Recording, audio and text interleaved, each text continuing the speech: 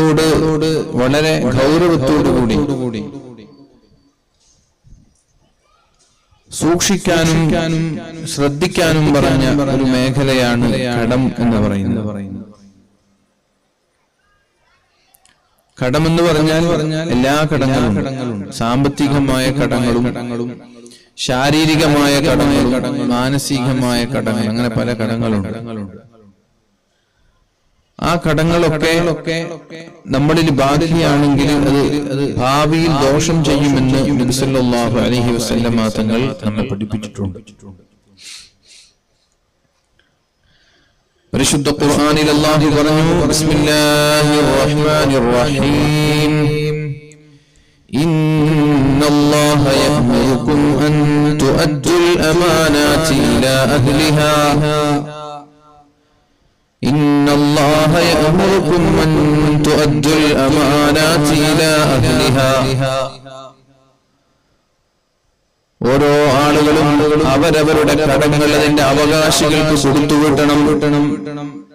എല്ലാവരും അവരുടെ കടങ്ങൾ അവരുടെ അവകാശികൾക്ക് കൊടുത്തുവിട്ടണം. തുഅദ്ദുൽ അമാനാതി ഇലാ അഹ്ലിഹാ. മരിക്കുന്നതിന് മുമ്പ് എല്ലാവരും അവരെ വിശ്വസിച്ചിട്ട് തന്ന കടങ്ങളാണെങ്കിലും രഹസ്യങ്ങളാണെങ്കിലും സ്വത്തുക്കളാണെങ്കിലും മരിക്കുന്നതിന് മുമ്പ് അതിന്റെ അവകാശികൾക്ക് തിരിച്ചു കൊടുക്കണം. പരിശുദ്ധ റസൂൽ സല്ലല്ലാഹു അലൈഹി വസല്ലം തങ്ങൾ മിമ്പറിൽ കയറി പ്രഭാഷണം നടത്തുകയാണ്. عن أبي هريرة رضي الله عنه مهاനായ അബൂ ഹുറൈറ റളിയല്ലാഹു അൻഹു പറയുന്നു, جاء رجل إلى النبي صلى الله عليه وسلم. ഒരാൾ നബി തങ്ങളുടെ അടുത്തേക്ക് കടന്നു വന്നു. എന്നിട്ട് നബി തങ്ങളോട് ചോദിക്കുന്നുണ്ട്, നബി തങ്ങൾ ഇങ്ങനെ മിമ്പറിൽ കയറി പ്രസംഗം നടത്തുകയാണ്, പ്രഭാഷണം നടത്തുകയാണ്. നബി തങ്ങളോട് ചോദിച്ചു, അറഅയ്ത ഇൻ ഖാതൽതു ഫീ സബീലില്ലാഹി സ്വാബിറൻ മുഹ്തസിബൻ മുഖ്ബിലാ. അറഅയ്ത, നിങ്ങളുടെ അഭിപ്രായം എന്താണ് നബിയേ? ഇൻ ഖാതൽതു ഫീ സബീലില്ലാഹ്, അല്ലാഹുവിന്റെ മാർഗ്ഗത്തിൽ ഞാൻ യുദ്ധം ചെയ്താൽ, അല്ലാഹുവിന്റെ മാർഗ്ഗത്തിൽ ഞാൻ ധർമ്മസമരം നടത്തിയാൽ, സ്വാബിറൻ, ക്ഷമിച്ചുകൊണ്ട്. എന്താ ക്ഷമിക്കുന്നത്? എന്തിനാ ക്ഷമിക്കുന്നത്? മക്കളോട് കുടുംബത്തോടൊക്കെ സലാം പറഞ്ഞിട്ടും യാത്ര പറഞ്ഞിട്ടല്ലേ ഒരാൾ യുദ്ധത്തിന് പോവുക? തിരിച്ചു പോകുമെന്നൊരു ഉറപ്പില്ല. മക്കളെ കാണുമെന്നോ കുടുംബത്തെ കാണുമെന്നോ യാതൊരു ഉറപ്പുമില്ല. അങ്ങനെ ഒരു സാഹചര്യമല്ലേ പ്രിയപ്പെട്ടവരെ യുദ്ധം എന്ന് പറയുന്നത്?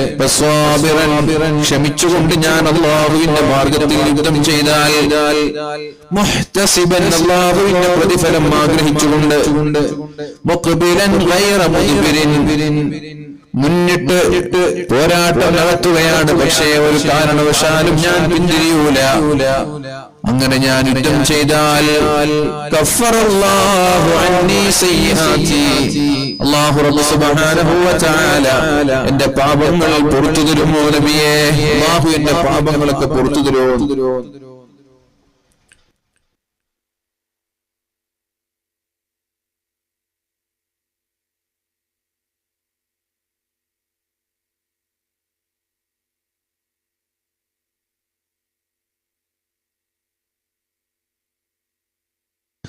പരിശുദ്ധ റസൂലുള്ളാഹി സ്വല്ലല്ലാഹു അലൈഹി വസല്ലം തങ്ങളോടെയാണ് ചോദിച്ചത്, നബിയെ, ഞാൻ അല്ലാഹുവിന്റെ മാർഗ്ഗത്തിൽ യുദ്ധം ചെയ്താൽ അല്ലാഹു എനിക്ക് എന്റെ പാപങ്ങളെല്ലാം എന്റെ ദോഷങ്ങളെല്ലാം പുറത്തു തരുമോ നബിയേ? നബി തങ്ങൾ പറഞ്ഞു, നഅം, അതെ, അല്ലാഹു നിന്റെ പാപങ്ങളെല്ലാം പുറത്തു തരും. പിന്നെ നബി തങ്ങൾ ഒരൽപ്പം മിണ്ടാതിരുന്നു. മിമ്പറിലാണ് ഒരൽപ്പം അല്ലാഹുവിന്റെ ഹബീബായ നബി തങ്ങൾ മിണ്ടാതിരുന്നു. എന്നിട്ട് നബി തങ്ങൾ ചോദിച്ചു, എന്നോട് ചോദ്യം ചോദിച്ച ആ മനുഷ്യനെവിടെ? എന്നോട് സംശയം ചോദിച്ച ആളെവിടെ? അയാള് പറഞ്ഞു, നബിയെ ഞാൻ എവിടെയുണ്ട് നബിയെ, ഞാൻ എവിടെ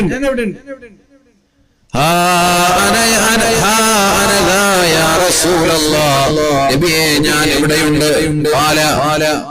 അപ്പൊ നബി തങ്ങൾ ചോദിച്ചു, നീ എന്താണ് എന്നോട് ചോദിച്ചത്? അദ്ദേഹം പറഞ്ഞു, നബിയെ ഞാൻ അല്ലാഹുവിന്റെ മാർഗത്തിൽ കൂലി പ്രതീക്ഷിച്ചുകൊണ്ട്, പേരിനല്ല പ്രശസ്തിക്കല്ല, കൂലി പ്രതീക്ഷിച്ചുകൊണ്ട് യുദ്ധം ചെയ്താൽ അല്ലാഹു തആല എന്റെ പാപങ്ങൾ അല്ലാഹു പുറത്തു തരുമോ നബിയെ? എന്റെ ദോഷങ്ങളെല്ലാം, എന്റെ തെറ്റുകളെല്ലാം അല്ലാഹു മാപ്പ് നൽകുമോ നബിയെ? അപ്പൊ നബി തങ്ങൾ പറഞ്ഞു, നേരത്തെ പറഞ്ഞു രണ്ടാമത് നബി തങ്ങൾ പറയാണ്,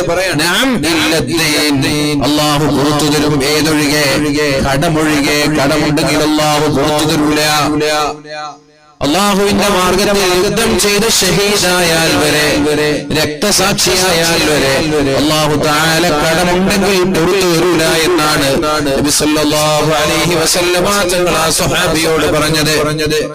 സാറനീ ബിഹി ജിബ്രീൽ അലൈഹിസ്സലാം, നീ ചോദിച്ചപ്പോൾ ഞാൻ പറഞ്ഞല്ലോ അല്ലാഹു പാപങ്ങൾ പുറത്തു തരുമെന്ന്. എന്നാൽ ഉടനെ തന്നെ മഹാനായ ജിബ്രീൽ അലൈഹിസ്സലാമിന്റെ സമീപത്തേക്ക് കടന്നു വന്നിട്ട് എന്നോട് പറഞ്ഞതാണ്, കടമുണ്ടെങ്കിൽ അല്ലാഹു മാപ്പ് നൽകൂല എന്ന് ആ വ്യക്തിയോട് പറഞ്ഞേക്ക് എന്ന് മഹാനായ ജിബ്രീൽ അലൈഹിസ്സലാം എന്നോട് പറഞ്ഞു എന്ന് പരിശുദ്ധ റസൂലുള്ളാഹ് സല്ലല്ലാഹു അലൈഹി വസല്ലം.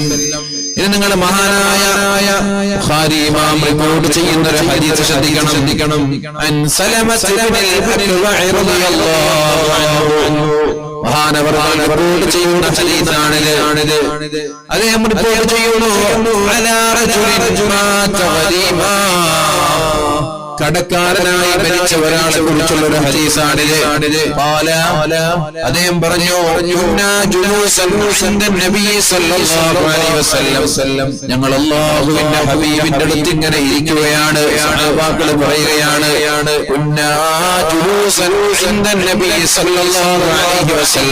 നബി തങ്ങളുടെ അടുത്ത് ഞാൻ ഇങ്ങനെ ഇരിക്കുകയാണ്. അപ്പോഴേക്കും അവിടേക്ക് ഒരു ജനാസ കടന്നു വരികയുണ്ടായി, ഒരു മയ്യിത്ത് കടന്നു വരികയുണ്ടായി. നിസ്കരിക്കാൻ വേണ്ടി തങ്ങളുടെ പള്ളിയിൽ സഹാബാക്കൾ പറഞ്ഞു, സല്ലി അലൈഹാ, ഈ മയ്യിത്തിന്റെ പേരിൽ നിസ്കരിക്കണം നബിയെ, ഈ മയ്യിത്തിന് വേണ്ടി മയ്യിത്ത് നിസ്കരിക്കണം നബിയെ എന്ന് പറഞ്ഞപ്പോ നബി തങ്ങൾ പറഞ്ഞു, ഹൽ അലൈഹി ദൈനുൻ, ഇയാൾക്ക് വല്ല കടവും ബാക്കിയുണ്ടോ? മരിച്ചുപോയ മയ്യിത്താണ്, മയ്യിത്ത് നിസ്കരിക്കാൻ പറഞ്ഞപ്പോഴാണ് അല്ലാഹുവിന്റെ ഹബീബായ നബി തങ്ങൾ പറഞ്ഞത്, ഹൽ അലൈഹി ദൈനുൻ, അയാൾക്ക് വല്ല കടവുമുണ്ടോ? അവര് പറഞ്ഞു, ഇല്ല നബിയെ, ഇയാൾക്ക് കടവുമില്ല. അവർ നബി തങ്ങൾ ചോദിച്ചു, ഇയാൾ സമ്പാദ്യങ്ങളിൽ നിന്ന് വല്ലതും ബാക്കി വെച്ചിട്ടുണ്ടോ? സഹാബാക്കൾ പറഞ്ഞില്ല, ഇല്ല നബിയെ, ഇയാളൊന്നും ബാക്കി വെച്ചിട്ടില്ല. അല്ലാഹുവിന്റെ ഹബീബ് അയാളുടെ പേരിൽ മയ്യിത്ത് നിസ്കരിച്ചു എന്ന് സ്വഹീഹുൽ ബുഖാരി. ഇമാം ബുഖാരി തങ്ങൾ ഉദ്ധരിക്കുന്ന ഹദീസാണിത്. നബി തങ്ങൾ ഒരു മയ്യിത്ത് വന്നപ്പോൾ ആദ്യം ചോദിച്ചത്, ഇയാൾക്ക് കടമുണ്ടോ? ഇയാൾക്ക് കടമുണ്ടോ എന്നാണ് അല്ലാഹുവിന്റെ ഹബീബ് ചോദിച്ചത്. കടമില്ല എന്ന് മനസ്സിലായപ്പോൾ നബി തങ്ങൾ മയ്യിത്ത് നിസ്കരിച്ചു. ഇനി രണ്ടാമതൊരു ജനാസ കടന്നു വരുന്നുണ്ട്.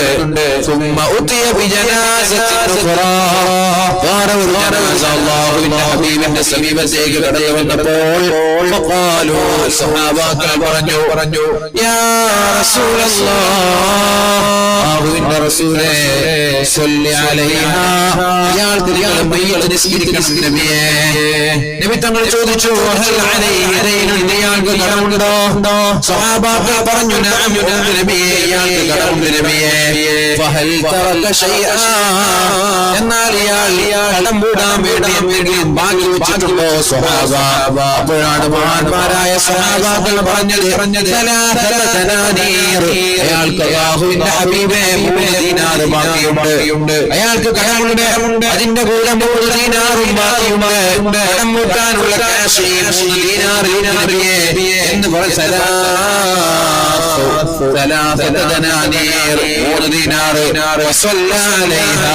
അയാളുടെ പേരിലും അല്ലാഹുവിന്റെ ഹബീബായ നബി തങ്ങൾ മയ്യിത്ത് നിസ്കരിച്ചു. അപ്പൊ ഒന്നാമത്തെ ആൾക്ക് കടമില്ല, അയാൾ പൈസ ബാക്കി വെച്ചിട്ടില്ല, അയാളുടെ പേരിൽ മയ്യിത്ത് നിസ്കരിച്ചു. രണ്ടാമത്തെ ആൾക്ക് കടമുണ്ട്, പക്ഷെ കടം വിടാനുള്ള പൈസ അയാളുടെ അനന്തരാവകാശമായി ബാക്കിയുണ്ട്, അയാളുടെ പേരിലും അല്ലാഹുവിന്റെ ഹബീബായ നബി തങ്ങൾ മയ്യിത്ത് നിസ്കരിച്ചു. പിന്നെ മൂന്നാമതായി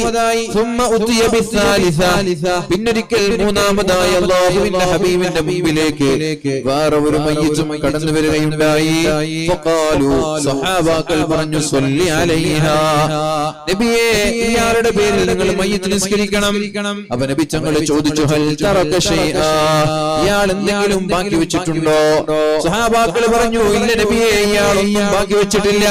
അപ്പോൾ നബി തങ്ങൾ ചോദിച്ചു, ഫഹൽ അലൈഹി ദൈനുൻ, ഇയാൾക്ക് വല്ല കടവുമുണ്ടോ?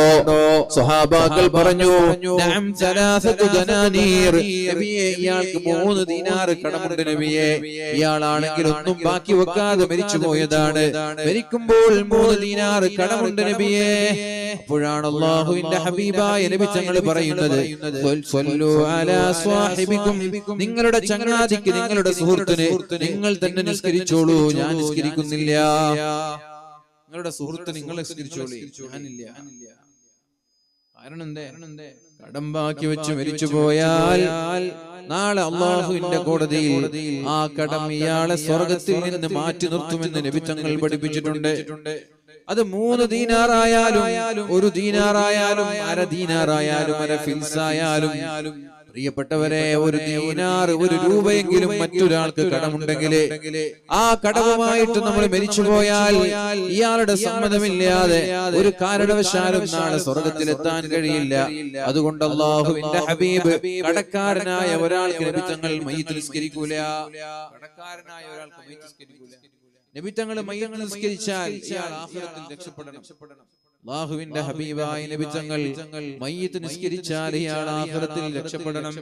എന്നാൽ ഈ മനുഷ്യൻ കടമുള്ളത് കൊണ്ട് രക്ഷപ്പെടാൻ പോകുന്നില്ല. അതുകൊണ്ട് അല്ലാഹുവിന്റെ ഹബീബായ നബി തങ്ങൾ നിസ്കരിക്കാൻ തയ്യാറായില്ല. അപ്പോൾ ഒരു സ്വഹാബി പറഞ്ഞു, അബൂ ഖതാദ, നമ്മളൊക്കെ കേട്ട പേരാണ്, മഹാനായ അബൂ ഖതാദ റളിയല്ലാഹു അൻഹു പറഞ്ഞു, നബിയേ സ്വല്ലി അലൈഹി യാ റസൂലല്ലാഹ് വ അലയ്യ ദൈനുഹാ, അയാളുടെ 3 ദീനാർ കടം ഞാൻ കൊടുത്തോളാം നബിയേ, നിങ്ങൾ അയാളുടെ പേരിൽ മയ്യിത്ത് നിസ്കരിച്ചോളൂ, ഞാൻ കൊടുത്തോളാം അയാളുടെ കടം. അപ്പോൾ വസല്ലാ അലൈഹാ, അല്ലാഹുവിന്റെ ഹബീബായ റസൂലുള്ളാഹി സ്വല്ലല്ലാഹു അലൈഹി വസല്ലം ഇയാളുടെ പേരിൽ മയ്യിത്ത് നിസ്കരിച്ചു എന്ന് മഹാന്മാരായ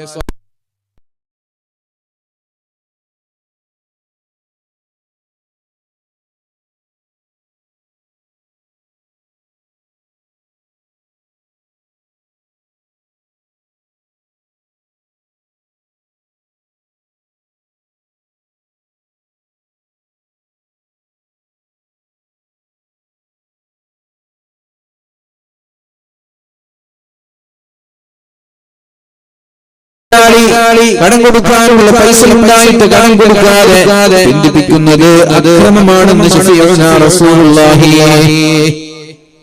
മത്തുലുൽ ഗനി ളുൽമുൻ. ഗനി എന്ന് പറഞ്ഞാൽ കോടീശ്വരനാവണമെന്നില്ല. ഒരാൾ 10,000 രൂപ കടം വാങ്ങി, മാർച്ച് 1 കൊടുക്കേണ്ട പൈസ മാർച്ച് 1 ആകുമ്പോൾ ഇയാളിന് 15,000 രൂപയുണ്ട്. അയാൾ മുതലാളിയാണ്, അയാൾ ഗനിയാണ്. ആരാണെന്തേ? അയാൾ കൊടുക്കേണ്ട ഡേറ്റായി ഇയാളുടെ കയ്യിൽ 10,000-ന്റെ മുകളിൽ പൈസയുണ്ട്. അയാൾ ഗനിയ. അയാൾ കൊടുക്കാതിരിക്കുന്നത് അക്രമമാണ്. ഈ അക്രമങ്ങൾ നാളെ പാരത്രിക ലോകത്ത് ഇരുട്ടായി നമ്മുടെ മുമ്പിലുണ്ടാകും. പ്രിയപ്പെട്ടവരെ, ഈ അക്രമങ്ങളെല്ലാം, ഈ ദുൽമെല്ലാം ളുലുമാതുൻ ഫിൽ ആഖിറ, ആഖിറത്തിലെ ഇരുട്ടറയായിരിക്കും, ഖബറിലെ ഇരുട്ടറയായിരിക്കും. അതുകൊണ്ട് നമ്മൾ ഒരു കടം വാങ്ങിച്ചാൽ സമയമാകുമ്പോൾ ആ കടം കൊടുത്തൂട്ടാൻ നമ്മൾ ശ്രമിക്കണം. സമയമാകുമ്പോ സമയത്തിനു മുമ്പേ നമ്മൾ കടം കൊടുക്കണം. പ്രിയപ്പെട്ടവരെ, കടം വാങ്ങിച്ചാൽ അത് കൊടുക്കാതിരിക്കുന്നത് അക്രമത്തിന്റെ ഭാഗമാണ്. അല്ലാഹുവിന്റെ ഹബീബായ റസൂലുള്ളാഹി സ്വല്ലല്ലാഹു അലൈഹി വസല്ലമ തങ്ങളുടെ അടുത്തേക്ക് ഒരു ജൂതനായ ഒരാൾ കടന്നു വന്നിട്ട് നബി തങ്ങളുടെ കോളർ പിടിക്കുന്നുണ്ട്. എന്റെ പൈസ സ്വഹാബാക്കൾക്കെല്ലാം ദേഷ്യം വന്നു. നബി തങ്ങളുടെ കോളർ പിടിക്കുക, പൈസയ്ക്ക് വേണ്ടി കടം കൊടുത്തതാ, നബി തങ്ങൾ കടം വാങ്ങിച്ചതാ. അയാൾ സയ്യിദ് ഇബ്നു ദഫന അങ്ങനെ എന്തോ പേര്, ജൂതനായ മനുഷ്യൻ അല്ലാഹുവിന്റെ ഹബീബിനെ ചീത്ത പറഞ്ഞു ആരുടെ? സ്വഹാബാക്കളുടെ മുമ്പിൽ. എന്നിട്ട് അല്ലാഹുവിന്റെ ഹബീബിന്റെ കോളർ പിടിച്ച് നബി തങ്ങളെ ദേഷ്യപ്പെടുകയും ചീത്ത പറയുകയും ചെയ്തപ്പോൾ മഹാനായ ഉമർ ഇബ്നുൽ ഖത്താബ് റളിയല്ലാഹു അൻഹു അയാളെ അടിക്കാനും പഠിപ്പിക്കാനും വേണ്ടി എണീറ്റ് നിന്നപ്പോ നബി തങ്ങൾ പറഞ്ഞു, ഉമറേ ഇരിക്കണം, ഉമറേ ഇരിക്കണം, കാരണം അത് അയാളുടെ അവകാശമാണ്. സമയമായിട്ടില്ല, തിരിച്ചു കൊടുക്കേണ്ട ഡേറ്റ് ഏപ്രിലാ, ഇപ്പൊ മാർച്ച് ആയിട്ടുള്ളൂ. അയാള് ഡേറ്റ് എത്തുന്നതിന് മുമ്പേ വന്നിട്ട് നബി തങ്ങളുടെ കോളർ പിടിച്ചത്. ഡേറ്റ് ഏപ്രിൽ 1, മാർച്ച് ആയിട്ടുള്ളൂ. എന്നിട്ടാ നബി തങ്ങളോട് ദേഷ്യപ്പെടാൻ വേണ്ടി അയാൾ കടന്നു വന്നത്. മഹാനായ ഉമർ ഇബ്നുൽ ഖത്താബ് റളിയല്ലാഹു അൻഹു അയാളെ പേടിപ്പിക്കാനും മടിക്കാനും വേണ്ടി ചാടി എണീറ്റപ്പോ അല്ലാഹുവിന്റെ ഹബീബായ നബി തങ്ങൾ പറഞ്ഞു, ഉമറേ ഇരിക്കണം. അത് അയാളുടെ അവകാശമാണ്. അയാൾ എനിക്ക് കടം തന്നിട്ടുണ്ട്, അത് തിരിച്ചു കൊടുക്കേണ്ടത് എന്റെ ബാധ്യതയാണ്. അത് കൊടുക്കാത്തതിന്റെ പേരിലാണ് ഇയാൾ എന്നെ ഫോളോ ചെയ്യുന്നത്. നബി തങ്ങളുടെ കയ്യിൽ ക്യാഷ് ഇല്ല. മഹാന്മാരായ സ്വഹാബാക്കളുടെ മുമ്പിൽ വെച്ച് തന്നെ ഇയാൾ അല്ലാഹുവിന്റെ ഹബീബിന്റെ പിന്നാലെ കൂടി കടം തിരിച്ചു തരുന്നത് വരെ ഞാൻ പോകൂല എന്നുള്ള വാശിയിൽ അല്ലാഹുവിന്റെ ഹബീബിന്റെ കൂടെ തന്നെ കൂടി. പിന്നെ നബി തങ്ങളെ മഹാന്മാരായ സ്വഹാബാക്കളോട് അലി തങ്ങളാണെന്ന് തോന്നുന്നു ഇയാളുടെ 20 ദീനാറിന് പകരം ഒരു 20 ദീനാർ കൂടുതൽ നൽകാൻ അല്ലാഹുവിന്റെ ഹബീബ് പറഞ്ഞു. അയാളെ തന്നതിന്റെ കുറച്ച് കൂടുതൽ കൊടുക്കണം. സമയമായിട്ടില്ല കേട്ടോ, ഡേറ്റ് ആയിട്ടില്ല. നബി തങ്ങൾ ഡേറ്റ് ആയിട്ട് പിന്തിപ്പിക്കല്ല, ഡേറ്റ് ആവുന്നതേ ഉള്ളൂ. അതിനു മുമ്പും വാങ്ങിക്കാൻ വന്നതാ. അപ്പൊ അല്ലാഹുവിന്റെ ഹബീബ് പറഞ്ഞു, ഇയാള് തന്നതിന്റെ നേരെ ഇരട്ടി ഇയാൾക്ക് കൊടുക്കണമെന്ന്. അയാളതും വാങ്ങിച്ചു. എന്നിട്ട് അയാൾ തിരിച്ചു പോകുമ്പോൾ അശ്ഹദു അല്ലാ ഇലാഹ ഇല്ലല്ലാഹ് വഅശ്ഹദു അന്ന മുഹമ്മദർ റസൂലുള്ളാഹ് എന്ന് പറഞ്ഞ് ഇസ്ലാമിലേക്ക് കടന്നു വരികയാണ്. അപ്പൊ എന്തിനാണ് കോളർ പിടിച്ചതെന്നറിയോ? നബി തങ്ങൾ ദേഷ്യപ്പെടുമോ എന്ന് നോക്കാൻ, നബി തങ്ങൾ ദേഷ്യപ്പെടുമോ എന്നറിയാൻ വേണ്ടി പരീക്ഷിക്കാനാണ് അയാൾ അല്ലാഹുവിന്റെ ഹബീബിന്റെ കോളർ പിടിക്കുന്നത്. പിന്നെ നബി തങ്ങളുടെ കൂടെ കൂടിയതും ചീത്ത പറഞ്ഞതുമെല്ലാം അല്ലാഹുവിന്റെ ഹബീബിന്റെ സ്വഭാവം. അയാള് മുമ്പത്തെ ജൂതന്മാരുടെ ഗ്രന്ഥങ്ങളിൽ അവർ കണ്ടിരുന്നു, മുൻകാലത്തുള്ള ഗ്രന്ഥങ്ങളിൽ അവർ കണ്ടിരുന്നു, തൗറാത്തിൽ അവർ കണ്ടിരുന്നു. അതുകൊണ്ടാണ് അവർ അല്ലാഹുവിന്റെ ഹബീബിന്റെ കൂടെ കൂടി നബി തങ്ങൾ സത്യത്തിന്റെ പ്രവാചകനാണോ എന്ന് പരിശോധിക്കുകയാണ്. അവസാനം അല്ലാഹുവിന്റെ ഹബീബ് അയാൾക്ക് കൊടുത്ത കടത്തെക്കാളും കൂടുതൽ തിരിച്ചു കൊടുത്തപ്പോൾ അദ്ദേഹം പറഞ്ഞു, ഇത് ഞങ്ങളുടെ വേദഗ്രന്ഥത്തിലുണ്ട്, ഇനി വരാനിരിക്കുന്ന പ്രവാചകൻ ഇങ്ങനെയായിരിക്കുമെന്ന് ഞങ്ങളുടെ ഗ്രന്ഥത്തിലുണ്ട് എന്ന് പറഞ്ഞ അല്ലാഹുവിന്റെ ഹബീബിന്റെ മുമ്പിൽ ഇസ്ലാമിലേക്ക് കടന്നു വന്നു എന്ന് ചരിത്രങ്ങളിൽ കാണാം. അപ്പൊ പ്രിയപ്പെട്ടവരെ, നമ്മൾ ഒരാളിൽ നിന്ന് കടം വാങ്ങിച്ചാൽ ഡേറ്റ് എത്തുന്നതിനു മുമ്പേ നമ്മൾ കൊടുക്കണം. ഡേറ്റ് കഴിഞ്ഞ ശേഷമല്ല, ഡേറ്റ് എത്തുന്നതിനു മുമ്പേ നമ്മൾ കൊടുക്കണം. കൂടുതൽ കൊടുത്താലും കുഴപ്പമില്ല, കൂടുതൽ കൊടുക്കുന്നത് പലിശ അല്ല. അങ്ങനെ തെറ്റിദ്ധരിക്കരുത്. ഇപ്പൊ ഒരാൾ നിങ്ങൾക്ക് 10,000 രൂപ കടം തന്നു, തിരിച്ചു കൊടുക്കുമ്പോൾ നിങ്ങൾ ഒരു 11,000 എന്താ സന്തോഷത്തിൽ ഞാനൊന്ന് പെട്ടപ്പോ ഞാനൊന്ന് വലിയൊരു പ്രയാസം അനുഭവിച്ചപ്പോൾ എനിക്ക് ഇയാൾ ഒരു 10,000 തന്നില്ല. അന്ന് ഇയാളുടെ 10,000 കിട്ടിയത് കൊണ്ട് ഞാൻ രക്ഷപ്പെട്ടു. ഇപ്പൊ എന്റെ കയ്യിൽ ക്യാഷ് ഉണ്ടല്ലോ, ഒരു 11,000 പിടിച്ചു, 1,000 അല്ലെങ്കിൽ 15,000 പിടിച്ചു. അത് പലിശയല്ല. പിന്നെ എപ്പോഴാ പലിശയാവുന്നത്? കടം കൊടുക്കുന്നവൻ നിബന്ധന വെക്കുകയാണ്, ഷർത്ത് വെക്കുകയാണ്.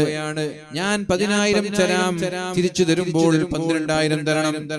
അങ്ങനെ ഒരു നിബന്ധന, അങ്ങനെ ഒരു ഡിമാൻഡ് വെക്കുമ്പോഴാണ് പ്രിയപ്പെട്ടവരെ അത് പലിശയാകുന്നത്. തന്നതിനേക്കാൾ കൂടുതൽ കൊടുക്കുന്നത് അത് നല്ല ഒരു മുസ്ലിമിന്റെ ലക്ഷണമാണ്. പ്രിയപ്പെട്ടവരെ, കഴിവിന്റെ പരമാവധി കടം വാങ്ങാതെ ജീവിക്കാൻ നമ്മൾ ശ്രമിക്കുക. മഹാനായ കോയക്കുട്ടി ഉസ്താദ് സമസ്ത കേരള ജംഇയ്യത്തുൽ ഉലമയുടെ പ്രഗൽഭനും മജയ്യനുമായ സാത്വികനായ പണ്ഡിതനും പ്രസിഡന്റുമായിരുന്ന കോയക്കുട്ടി ഉസ്താദ് ജീവിതത്തിൽ കടം വാങ്ങേണ്ടി വന്നിട്ടില്ല അദ്ദേഹത്തിന്.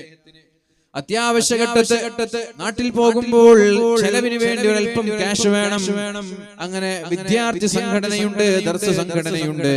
ആ ദർസ് സംഘടനയിൽ നിന്ന് കടം വാങ്ങണോ എന്ന് ചിന്തിച്ചിരിക്കുമ്പോഴാണ് അദ്ദേഹത്തിന്റെ പഴയ ഏതോ ഒരു ശിഷ്യൻ അദ്ദേഹത്തെ കാണാൻ കടന്നു വരുന്നത്. ആ ശിഷ്യന്റെ കൂടെ കുറച്ച് മുത്തഅല്ലിമീങ്ങളുമുണ്ട്.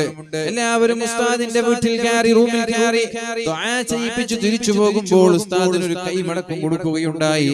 അങ്ങനെ ആ കൈമടക്കേണ്ടി നോക്കുമ്പോൾ അദ്ദേഹത്തിന് തിരിച്ചു വീട്ടിൽ പോയി ചെലവഴിക്കാനുള്ള തുക അദ്ദേഹത്തിന് കിട്ടുകയുണ്ടായി. അഥവാ ഞാൻ കടം വാങ്ങാതെ ജീവിക്കുമെന്നൊരു ആൾ തീരുമാനിച്ചാൽ അല്ലാഹു പ്രിയപ്പെട്ടവരെ അതിനുള്ള വഴി നമ്മൾക്ക് തുറന്നു തരുമെന്നാണ് മഹാനായ കോയക്കുട്ടി ഉസ്താദിന്റെ ഈ സംഭവത്തിൽ നിന്ന് നമ്മൾക്ക് മനസ്സിലാക്കാൻ സാധിക്കുന്നത്. കഴിവിന്റെ പരമാവധി കടം വാങ്ങിക്കാതെ ജീവിക്കാൻ നമ്മൾ തയ്യാറാവണം.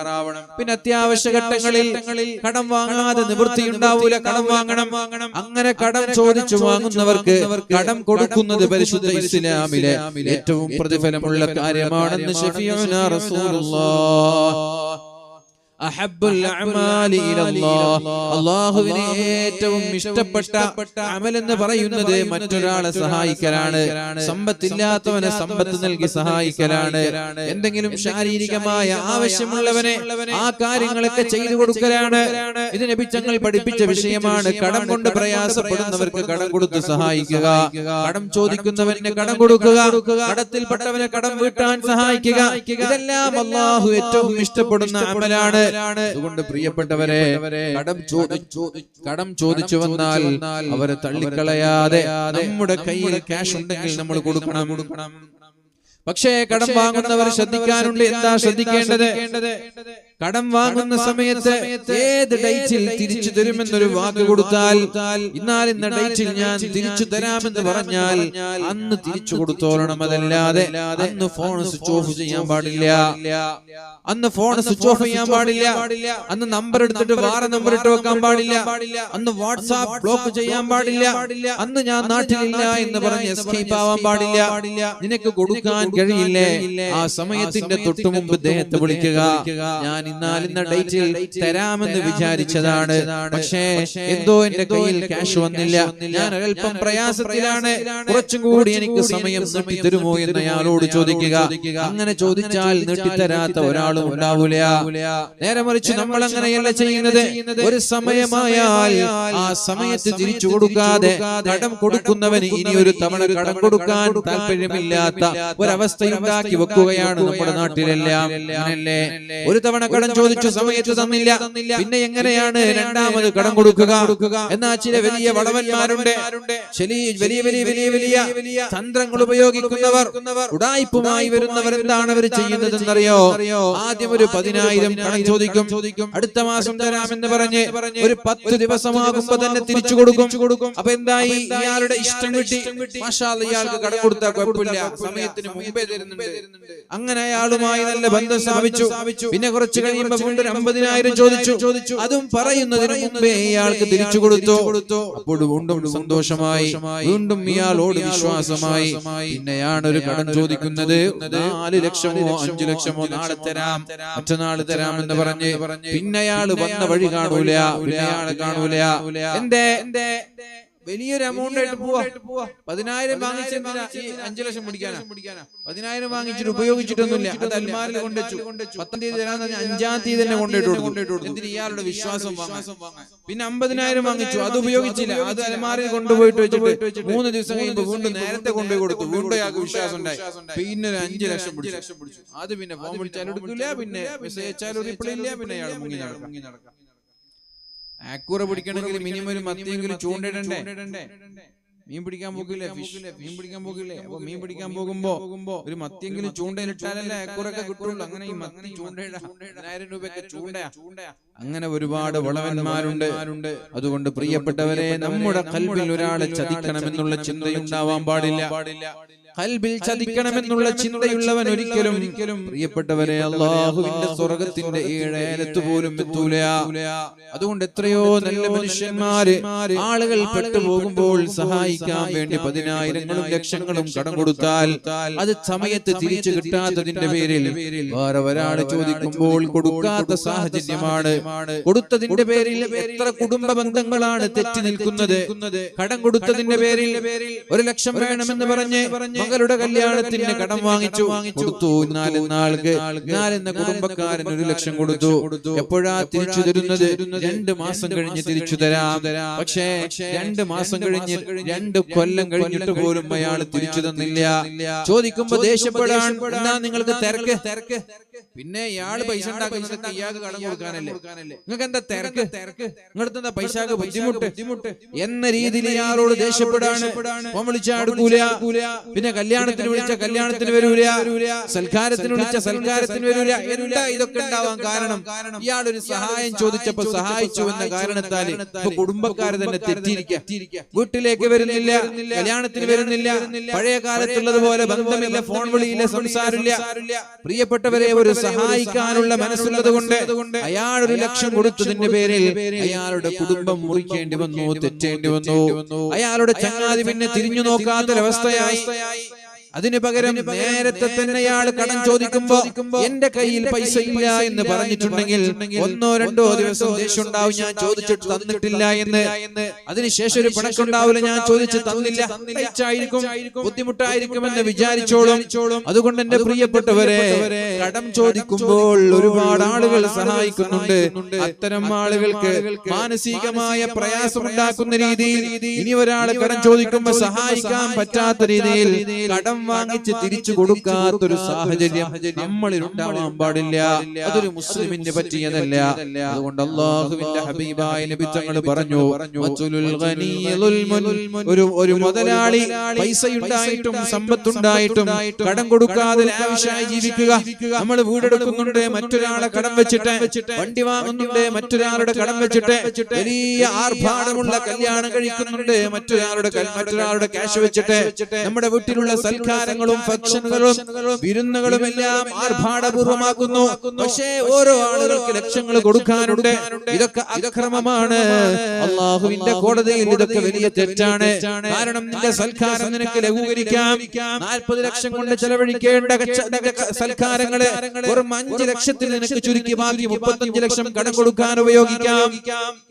പക്ഷേ നീ ഉപയോഗിക്കൂല. മറ്റൊരാളുടെ കടം കൊണ്ട് അടിച്ചു പൊളിച്ച് ജീവിക്കുന്ന ഒരുപാട് ആളുകളുണ്ട്. നിങ്ങളെ അല്ലാഹുവിന്റെ കോടതിയിൽ വലിയ അപകടമാണത്. അവരിൽ രക്ഷപ്പെടാൻ കഴിയില്ല, അക്ഷറയിൽ രക്ഷപ്പെടാൻ കഴിയില്ല. അതൊക്കെ നാളെ പാരത്രിക ലോകത്ത് നരകത്തിലേക്ക് അല്ലാഹു വലിച്ചെറിയപ്പെടാനുള്ള കാരണമായി മാറും. അതുകൊണ്ട് കഴിവിന്റെ പരമാവധി കടം വാങ്ങാതെ തന്നെ ജീവിക്കാൻ ശ്രമിക്കുക. അല്ലാഹു റബ്ബ് സുബ്ഹാനഹു വ തആല തൗഫീഖ് നൽകട്ടെ. കടം വാങ്ങിച്ചാൽ സമയം എത്തുന്നതിനു മുമ്പേ തിരിച്ചു കൊടുക്കാൻ നമ്മൾ തയ്യാറാവണം. അല്ലാഹു തൗഫീഖ് നൽകട്ടെ. പ്രിയപ്പെട്ടവരെ, മഹദിയായ ആയിഷ ബീവി റളിയല്ലാഹു അൻഹാ പറയുന്നുണ്ട്, കാന യദഉ ഫിസ്സലാ. അല്ലാഹുവിന്റെ ഹബീബായ നബി തങ്ങളെ നിസ്കാരത്തിൽ വെച്ച് ദുആ ചെയ്യാറുണ്ടായിരുന്നു. എന്താണ് ദുആ? അല്ലാഹുമ്മ ഇന്നി അഊദു ബിക മിനൽ മഅ്സമി വൽ മഗ്റം. അല്ലാഹുവേ, തെറ്റിൽ നിന്ന് നീ എന്നെ കാക്കണേ അല്ലാഹ്. അല്ലാഹുവേ, കടത്തിൽ നിന്ന് നീ എന്നെ കാക്കണേ അല്ലാഹ്. നിസ്കാരങ്ങൾക്ക് ശേഷം അല്ലാഹുവിന്റെ ഹബീബ് ദുആ ചെയ്യാറുള്ള പ്രാർത്ഥനയാണിത്. നിസ്കാരത്തിൽ വെച്ച് ദുആ ചെയ്യും, നിസ്കാര ശേഷം വെച്ച് ദുആ ചെയ്യും. എന്താണ് ആ ദുആയുടെ അർത്ഥം? അല്ലാഹുവേ, കടത്തിൽ നിന്ന് നീ എന്നെ കാക്കണേ അല്ലാഹ്. അല്ലാഹുവേ, തെറ്റുകളിൽ നിന്ന് നീ കാക്കണേ എന്ന് ദുആ ചെയ്യാറുണ്ടായിരുന്നു. അപ്പോൾ ഒരാൾ ചോദിച്ചു, മാ അക്സറ മാ തസ്തഈദു യാ റസൂലല്ലാഹി മിനൽ മഗ്റം. എന്റെ നബിയേ, നിങ്ങൾ ഇങ്ങനെ കടത്തിൽ നിന്ന് കാവൽ ചോദിക്കാനുള്ള കാരണം, നിങ്ങൾ കടത്തിൽ നിന്ന് കാവൽ ചോദിക്കാനുള്ള കാരണം എന്താണ്? അല്ലാഹുവേ, കടത്തിൽ നിന്ന് നീ കാക്കണേ എന്ന് ദുആ ചെയ്യാനുള്ള കാരണം എന്താണ്? അപ്പോഴാണ് നബി തങ്ങൾ പറഞ്ഞത്, ഇന്നർ റജുല, നിശ്ചയം ഒരാൾ ഇദാ ഗുരിമ അയാൾ കടക്കാരനായാൽ ഹദസ ഫകദബ അയാൾ സംസാരിക്കുമ്പോൾ നുണ പറയാൻ സാധ്യതയുണ്ട്. ഒരാൾ കടക്കാരനായാൽ അയാൾ കള്ളനാവും, ഒരാൾ കടക്കാരനായാൽ അയാൾ നുണ പറയും. അതല്ലേ ഞാൻ നേരത്തെ പറഞ്ഞത്, കടക്കാരനായാൽ ഫോൺ സ്വിച്ച് ഓഫ് ആകും, സിം എടുത്ത് വേറൊരു സിം എടുത്തിടും, എന്നിട്ട് പറയും ഞാൻ നാട്ടിലില്ല, എന്റെ സിം ബ്ലോക്കായി എന്ന്, എന്റെ ഫോൺ കേടായി എന്ന്, ഫോൺ വെള്ളത്തിൽ വീണു എന്ന്, ഞാൻ പുറത്തായിരുന്നു എന്ന്, എനിക്ക് സുഖമില്ലായിരുന്നു എന്ന്. അയാൾ സംസാരിക്കുമ്പോൾ നുണ പറയുമെന്ന് പരിശുദ്ധ റസൂലുള്ളാഹ്. കടം വാങ്ങിക്കൂട്ടി കടം കൊടുക്കാനുള്ള സമയമായിട്ട് കയ്യിൽ ക്യാഷ് ഇല്ലെങ്കിൽ അയാൾ ഓരോ ഉഡായിപ്പുമായി ഓരോ നുണകൾ പറയും. അതുകൊണ്ട് കടത്തിൽ നിന്ന് ഞാൻ അല്ലാഹുവിനോട് കടം കാവൽ ചോദിക്കുകയാണെന്ന് ശഫീഉനാ റസൂലുള്ളാഹ്. വവഅദ ഫഅഖ്ലഫ അയാൾ ഒരു വാക്ക് നൽകിയാൽ ആ വാക്ക് അയാൾ ലംഘിച്ചുകൊണ്ടേയിരിക്കുമെന്ന് ശഫീഉനാ റസൂലുള്ളാഹി സല്ലല്ലാഹു അലൈഹി വസല്ലം. കാരണം ഏപ്രിൽ 1 തരാമെന്ന് പറഞ്ഞു, പക്ഷെ അയാൾക്ക് കൊടുക്കാൻ കഴിയുന്നില്ല. പിന്നെ ചോദിക്കുമ്പോഴാണ് മെയ് 1 തരാം, അപ്പോഴും കൊടുക്കാൻ കഴിയുന്നില്ല. എന്നാ പിന്നെ ഞാൻ ജൂണിൽ തരാം, അപ്പോഴും കൊടുക്കാൻ കഴിയുന്നില്ല. അതുകൊണ്ട് എപ്പോഴാണോ നിനക്ക് കൊടുക്കാൻ കഴിയുക ആ ഡേറ്റ് അല്ലാതെ കഴിയാത്ത ഡേറ്റ് നീ പറയരുതേ, നാളെ തന്നെ ഞാൻ തരാമെന്ന് പറഞ്ഞ് ഒരുപാട് ആളുകൾ കടം വാങ്ങാറുണ്ട്. അതേപോലെ കുറി മറിയാനുണ്ട്. എന്തു കുറി? അങ്ങനെ ഒരു കുറിക്കേ കൂടിയിട്ടില്ല. എനിക്കൊരു കുറി മറിയാനുണ്ട് ഈ മാസം, എന്നാൽ എനിക്കൊരു 5 ലക്ഷം കിട്ടാനുണ്ട്, അപ്പൊ തരാം. എന്തു കുറി? ഇയാൾ കുറി കണ്ടിട്ടേ ഇല്ല. അവ സംസാരിക്കുമ്പോൾ നുണ പറയും. കടം ഒരുപാട് കൂടിയാൽ വാക്കുകൾ ലംഘിക്കും, വാക്ക് പാലിക്കാൻ കഴിയില്ല. അതുകൊണ്ടാണ് ഞാൻ അല്ലാഹുവിനോട് കടത്തിൽ നിന്ന് കാവൽ ചോദിക്കുന്നത് എന്ന് പരിശുദ്ധ റസൂലുള്ളാഹ്. ചെറുപ്പക്കാരെ, വളരെ ചെറുപ്പത്തിലെ കടക്കാരായി മരിച്ചു പോകരുതേ. വളരെ ചെറുപ്പത്തിലെ ഒരുപാട് കടം ഭരിച്ചു കൂട്ടരുതേ. അല്ലാഹു നമ്മൾക്ക് തന്ന സമ്പാദ്യം, അതിനനുസരിച്ചുള്ള വാഹനം നമ്മൾക്ക് മതി. എന്റെ പ്രിയപ്പെട്ട ചെറുപ്പക്കാരാ, അല്ലാഹു നമ്മൾക്ക് തന്ന സമ്പാദ്യം, അതിനനുസരിച്ചിട്ടുള്ള കല്യാണം മതി. അല്ലാഹു നമ്മൾക്ക് തന്ന വരുമാനത്തിനനുസരിച്ചാണ് കല്യാണം കഴിക്കേണ്ടത്. അല്ലാഹു നമ്മൾക്ക് തന്ന സമ്പത്തിനനുസരിച്ചാണ് വീടെടുക്കേണ്ടത്.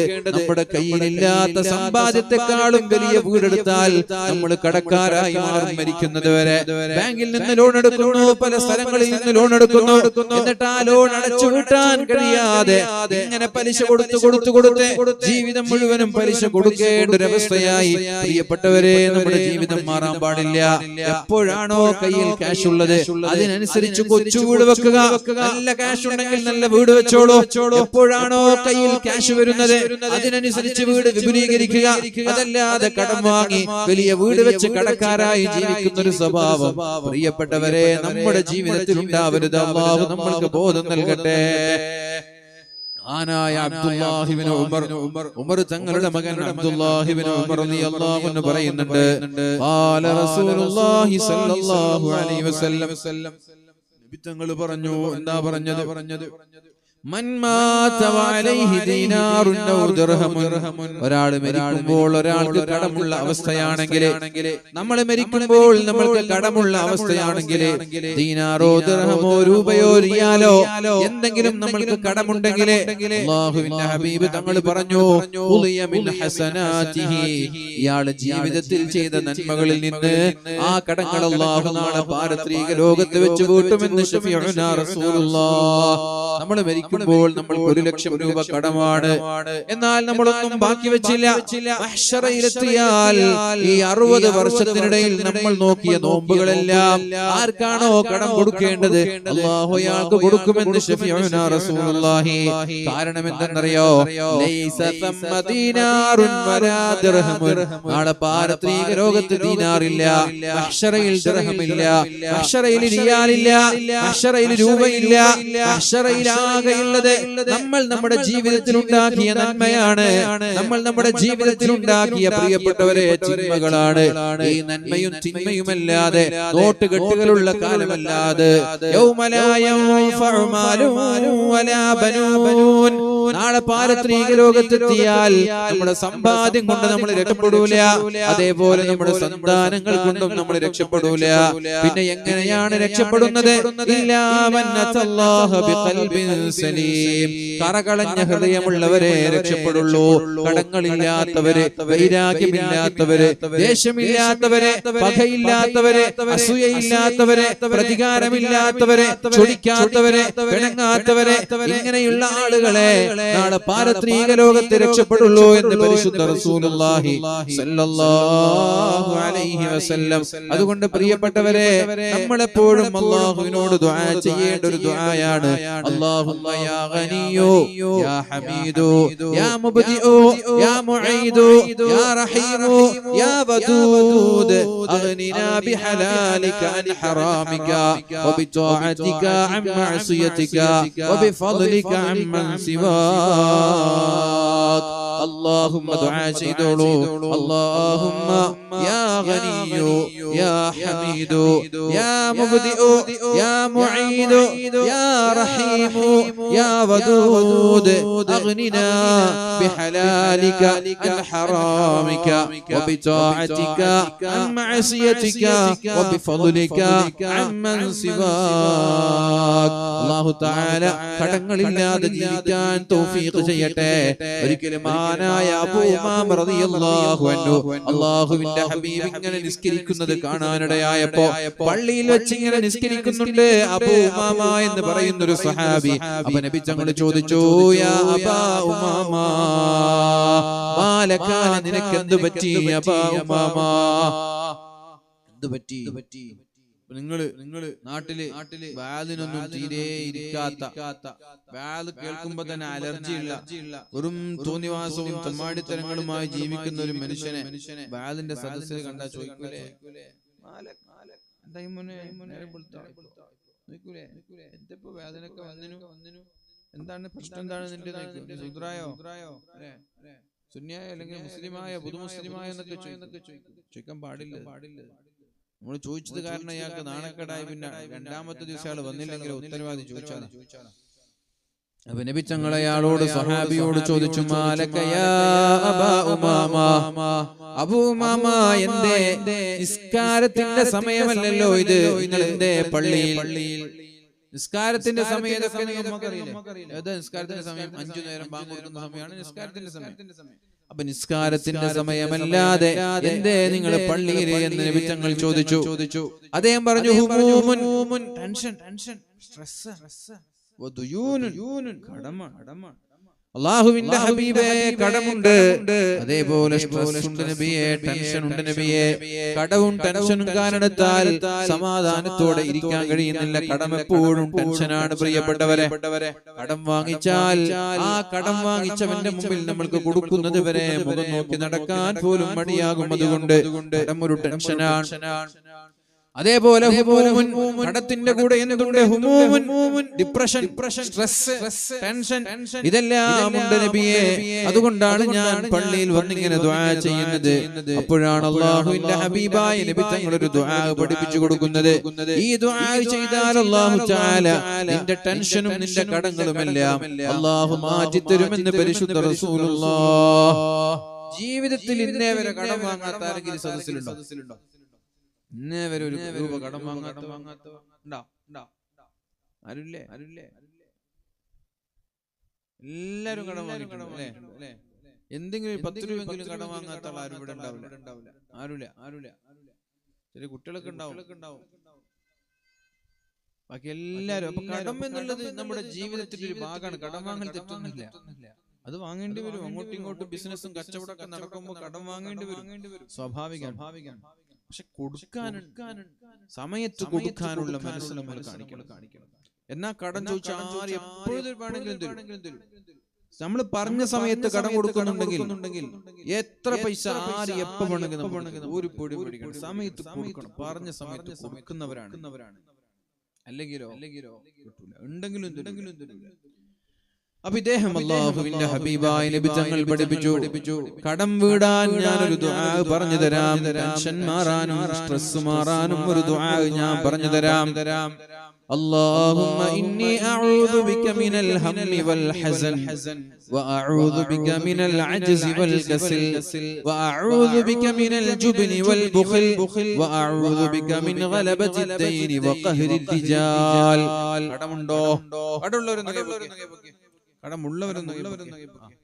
കുറേ ആൾക്കാർ ദുആ ചെയ്തോളൂ ആത്മാർത്ഥമായി. നബിച്ചങ്ങൾ പറഞ്ഞു ഈ ദുആ ചെയ്താൽ നമ്മുടെ കടം അല്ലാഹു വീട്ടിത്തരുമെന്ന് പരിശുദ്ധ റസൂലുള്ളാഹ്. രാവിലെ എണീറ്റിട്ട് ദുആ ചെയ്തോളൂ. 5 നേരത്തെ നിസ്കാര ശേഷം ദുആ ചെയ്തോളൂ. ദുആ നിസ്കാരം തഹജ്ജുദ് നിസ്കാരങ്ങളുടെ സുജൂദിൽ കിടന്ന് ദുആ ചെയ്തോളൂ. അല്ലാഹുമ്മ ഇന്നി അഊദു ബിക മിനൽ ഹമ്മി വൽ ഹസൻ. ഹമ്മ്, ഹസൻ, ഹുസ്ൻ എന്നൊക്കെ പറഞ്ഞാൽ ടെൻഷൻ, സ്ട്രെസ്, ഡിപ്രഷൻ. അപ്പൊ ഒന്നാമതായി അള്ളാഹുവിനോട് കാവൽ ചോദിക്കുന്നത്, അള്ളാഹുവേ എന്റെ ടെൻഷൻ നീ മാറ്റിത്തരണേ അല്ലാ, എന്റെ ദുഃഖം നീ മാറ്റിത്തരണേ അല്ലാ, എന്റെ പ്രയാസം നീ മാറ്റിത്തരണേ അല്ലാ. അല്ലാഹുമ്മ ഇന്നി അഊദു ബിക മിനൽ ഹമ്മി വൽ ഹസൻ വഅഊദു ബിക മിനൽ അജ്സി വൽ കസൽ. അജ്സ് എന്ന് പറഞ്ഞാൽ അശക്തത, കഴിവില്ലായ്മ, വൽ കസൽ മടി, അലസതയിൽ നിന്നും മടിയിൽ നിന്നും എന്നെ നീ കാക്കണേ അല്ലാഹ്. എപ്പോഴാ ഒരാൾക്ക് കടം വരിക? മടിയന്മാരാകുമ്പോ കടം വരിക. പണിയെടുക്കൂല, വരലിങ്ങനെ കിടക്കും. എന്നിട്ട് പൈസ, ചെലവിന് പൈസ വേണമെന്ന് ആർക്കെങ്കിലും വിളിച്ച് കടം ചോദിക്കും. അപ്പൊ അലസത, മടി കാരണമാണ് കടം കൂടുന്നത്. പിന്നെ കടം കൂടും എപ്പോ? അത് അടുത്തതിൽ പറയാം. അല്ലാഹുമ്മ ഇന്നി അഊദു ബിക, അല്ലാഹുവേ ഞാൻ നിന്നോട് കാവൽ ചോദിക്കുന്നു, മിനൽ അജ്സി വൽ കസൽ, അലസതയിൽ നിന്ന്, മടിയിൽ നിന്ന്, കഴിവില്ലായ്മയിൽ നിന്ന് ഞാൻ നിന്നോട് കാവൽ ചോദിക്കുന്നു അല്ലാഹ്. വഅഊദു ബിക മിനൽ ജുബ്നി വൽ ബുഖൽ, പേടിയിൽ നിന്നും പിശുക്കിൽ നിന്നും ഞാൻ നിന്നോട് കാവൽ ചോദിക്കുന്നു റബ്ബേ. പേടിയും പിശുക്കും ഉള്ളവർക്ക് ഉണ്ടാവില്ല, ബിസിനസ് ചെയ്യാൻ കഴിയില്ല. ബിസിനസ്സിൽ കുറച്ച് ധൈര്യം വേണം. ഒരു 10 ലക്ഷം ബിസിനസ്സിൽ ഡെപ്പോസിറ്റ് ചെയ്യാൻ അയാൾക്ക് ധൈര്യം വേണം. ധൈര്യം ഇല്ലെങ്കിൽ എന്ത് സംഭവിക്കും? അയാൾ പൈസ ഇടൂല. പൈസ ഇടായിരിക്കുമ്പോൾ അയാളുള്ള പൈസ എങ്ങനെ കേട്ട് തീരുന്നില്ലാതെ ആ പൈസ എന്തുകൊണ്ട് അയാൾക്ക് നേട്ടം ഉണ്ടാവില്ല. എന്നെ ധൈര്യം ഉണ്ടെങ്കിൽ പോട്ടെ, ജുബിൻ വീരത്വം, പേടിയില്ല, ബുഖൽ പിശുക്കില്ല, പോട്ടെ കിട്ടി. എല്ലാം പഠിച്ചോണ്ട് വരുമ്പാരും പൈസ ഒന്നും കൊണ്ടുവന്നിട്ടില്ലല്ലോ, നമ്മളാരും പോകുമ്പോ പൈസ കൊണ്ടുപോകുന്നില്ലല്ലോ. അതുകൊണ്ട് ധൈര്യത്തോടു കൂടി ബിസിനസ്സിലേക്ക് ഇറങ്ങുന്നവർ, കോടികളും ലക്ഷങ്ങളും ബിസിനസ്സിൽ ഡെപ്പോസിറ്റ് ചെയ്യുന്നവർ, അല്ലാഹുമ്മ ഇന്നി അഊദു ബിക മിനൽ ജുബ്നി വൽ ബുഖൽ, അല്ലാഹുവേ മടിയിൽ നിന്നും അതേപോലെ അല്ലാഹുവേ പേടിയിൽ നിന്ന്, പിശുക്കിൽ നിന്ന് എന്നെ നീ കാക്കണേ അല്ലാഹ്. വഅഊദു ബിക മിൻ ഗലബത്തി ദൈനി വഖഹരി റിജാൽ, അല്ലാഹുവേ കടത്തിൽ നിന്ന്, മറ്റൊരാളെ ആശ്രയിച്ച് ജീവിക്കേണ്ട ഒരു അവസ്ഥയിൽ നിന്ന് എന്നെ നീ കാക്കണേ അല്ലാഹ്. ഇതാണ് ദുആഇന്റെ അർത്ഥം.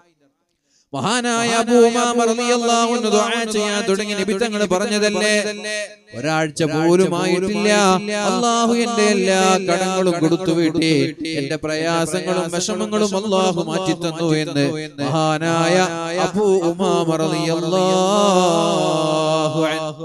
അപ്പൊ നിങ്ങൾ ദുആ ചെയ്യാറുണ്ടോ?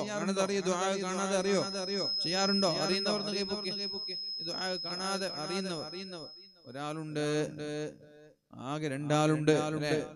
പഠിച്ചോളൂ, ഒന്നും കൂടി ഞാൻ പറഞ്ഞുതരാം. ഉറക്കച്ചൊല്ലി, എന്നിട്ട് നാളെ മുതൽ ദുആ ചെയ്യാൻ തുടങ്ങും. അല്ലാഹുമ്മ അല്ലാഹുമ്മ ഇന്നി അഊദു ബിക, ഞാൻ നിന്നോട് കാവൽ തേടുന്നു, മിനൽ ഹമ്മി വൽ ഹസൻ, മിനൽ ഹമ്മി വൽ ഹസൻ. ഹമ്മ് എന്ന് പറഞ്ഞാലും ഹസൻ എന്ന് പറഞ്ഞാലും ടെൻഷനാണ്.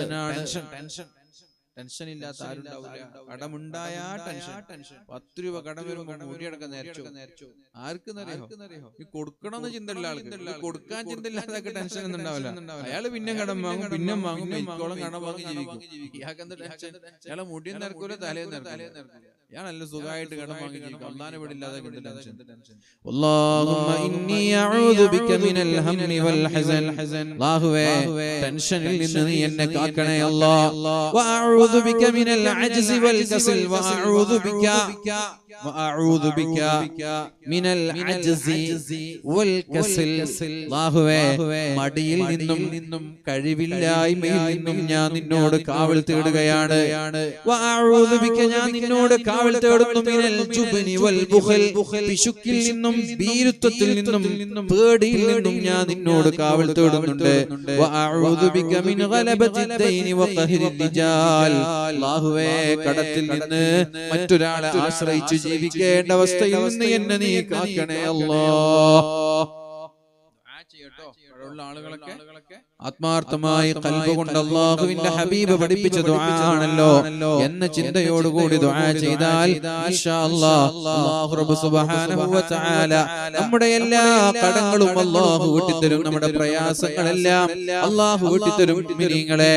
അതല്ലാതെ കടം വെച്ച് മരിച്ചു പോയാൽ നമ്മുടെ കടം ഏറ്റെടുക്കാൻ നമ്മുടെ മക്കളില്ല, നമ്മൾക്ക് സമ്പാദ്യങ്ങളില്ല, അല്ലെങ്കിൽ ആ സമയത്ത് മക്കൾ പറഞ്ഞു കടമുള്ളവർ എന്നെ ബന്ധപ്പെട്ടാൽ മതി ഞാൻ തരാമെന്ന്.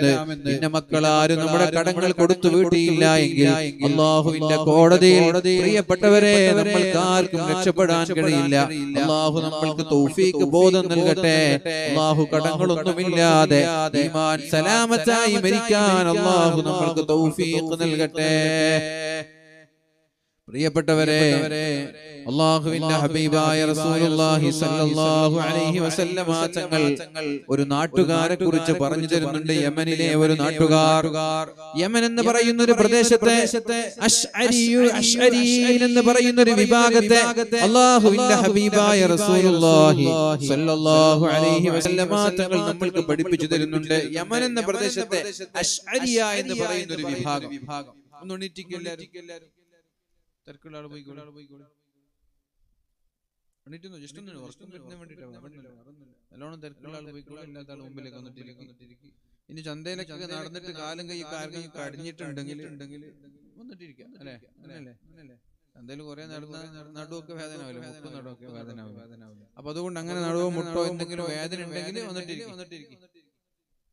ഇരുന്നോളൂ പോട്ടോ. റസൂലുള്ളാഹി നല്ല മനോഹരമായ ഒരു സംഭവം, നല്ല രസകരമായ ഒരു സംഭവം, സഹീഹുൽ ബുഖാരി റിപ്പോർട്ട് ചെയ്ത അടിപൊളി സംഭവം. നിങ്ങളൊക്കെ നിങ്ങളുടെ കുടുംബത്തിൽ കയ്യെങ്കിലും ഇതൊക്കെ പ്രാവർത്തിക്കാം. റസൂലുള്ളാഹി സ്വല്ലല്ലാഹു അലൈഹി വസല്ലമ തങ്ങൾ യമനിലുള്ള ഒരു ഗോത്രമാണ് അശ്അരിയ ഗോത്രം. അബൂ മൂസൽ അശ്അരി തങ്ങൾ നിങ്ങൾ കേട്ടിട്ടില്ലേ?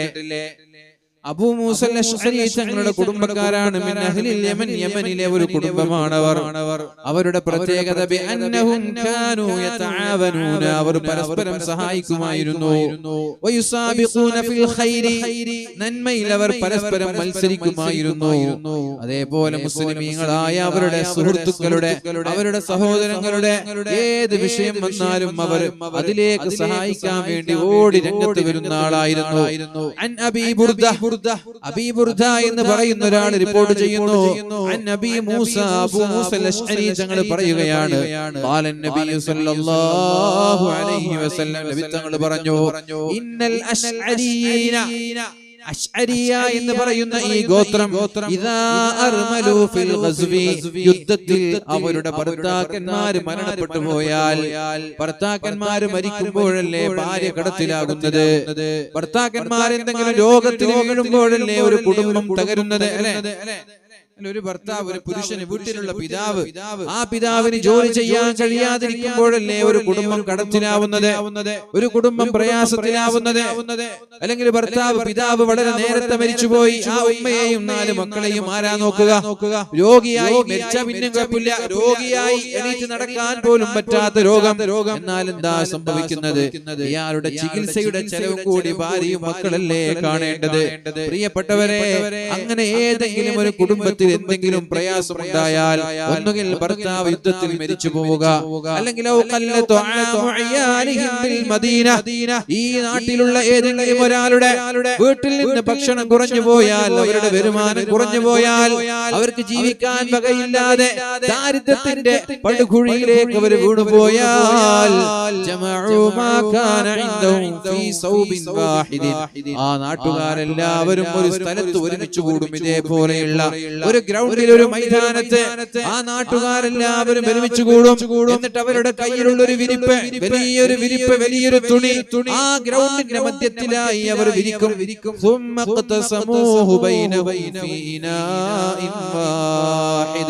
എന്നിട്ട് ഓരോ ആളുകൾ അവരവരുടെ കൈകളിലുള്ള എല്ലാ സമ്പാദ്യങ്ങളും കൊണ്ടുവന്നിട്ട് ഈ വിരിപ്പിന്റെ മുകളിലേക്കിടും. അവരുടെ കൈകളിലുള്ള സമ്പാദ്യങ്ങളെല്ലാം കൊണ്ടുവന്ന് വിരിപ്പിന്റെ മുകളിലേക്കിടും. എന്നിട്ട് പ്രിയപ്പെട്ടവരെ, ആ നാട്ടിലുള്ള കാരണവന്മാർ എല്ലാവർക്കും തുല്യമായി വിഹിതം വെച്ചു കൊടുക്കും.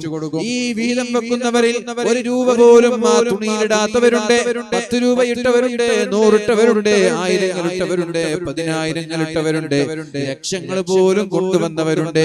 അങ്ങനെ ലക്ഷങ്ങൾ കൊണ്ടുവന്ന ആളും 1 രൂപ പോലും കൊണ്ടുവരാതെ കൈവീശി വന്നവരും അവസാനം തിരിച്ചു പോകുന്നത് ഒരേ എമൗണ്ട് ആയിരിക്കും. തുല്യമായ വിഹിതം വെക്കുമെന്ന് പരിശുദ്ധ റസൂലുള്ളാഹ്.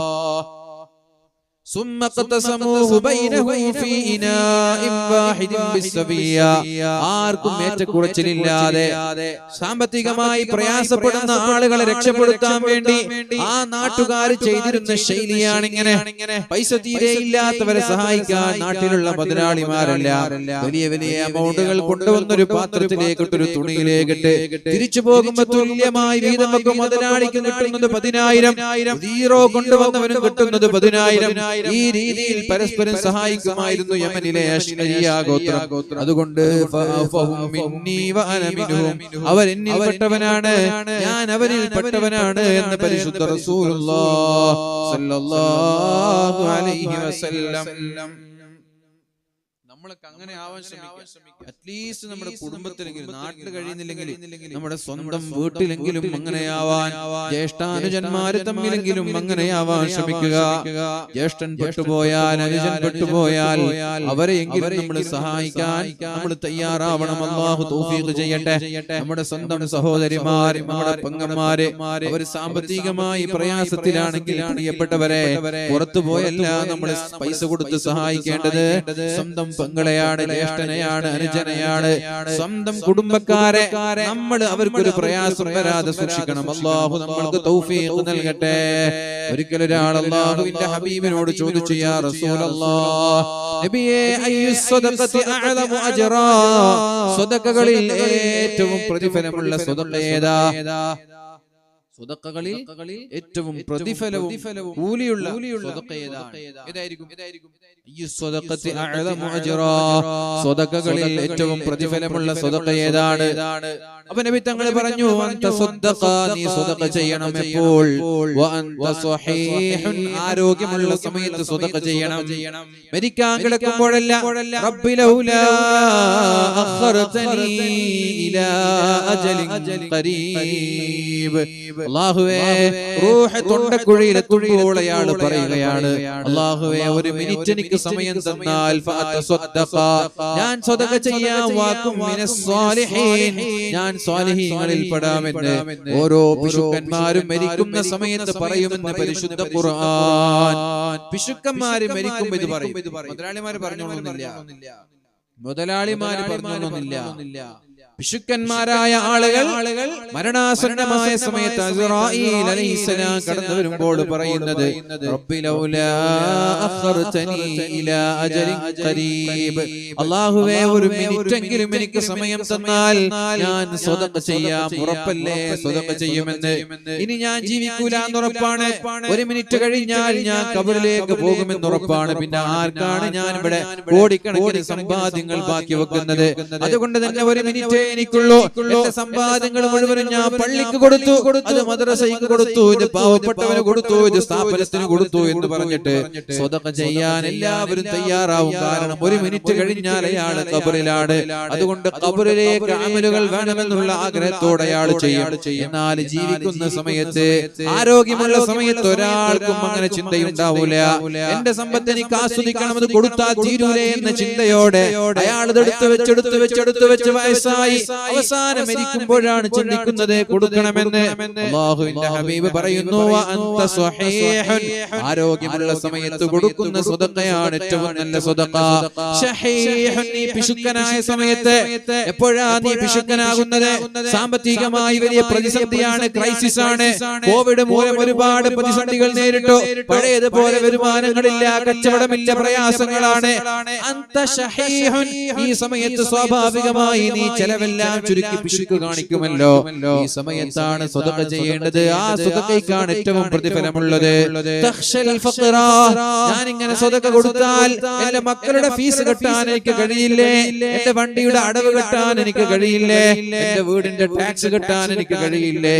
ഇങ്ങനെ ദാരിദ്ര്യത്തെ കുറിച്ച് പേടിപ്പെടുത്തുന്ന സമയത്ത് നിന്റെ കയ്യിലുള്ള സമ്പാദ്യങ്ങൾ സ്വതക്ക കൊടുക്കലാണ് ഏറ്റവും നല്ല സ്വതക്ക. നിനക്ക് പേടിയുണ്ട്, അല്ലാഹുവേ എന്റെ പൈസ തീർന്നു പോകുമോ എന്ന് പേടിയുണ്ട്. അടുത്ത മാസത്തെ ഇലക്ട്രിസിറ്റി ബില്ല്, കറന്റ് ബില്ല് കെട്ടാൻ എന്റെ കയ്യിൽ കാശ് ഉണ്ടാകുമോ എന്ന ഭയമുണ്ട്.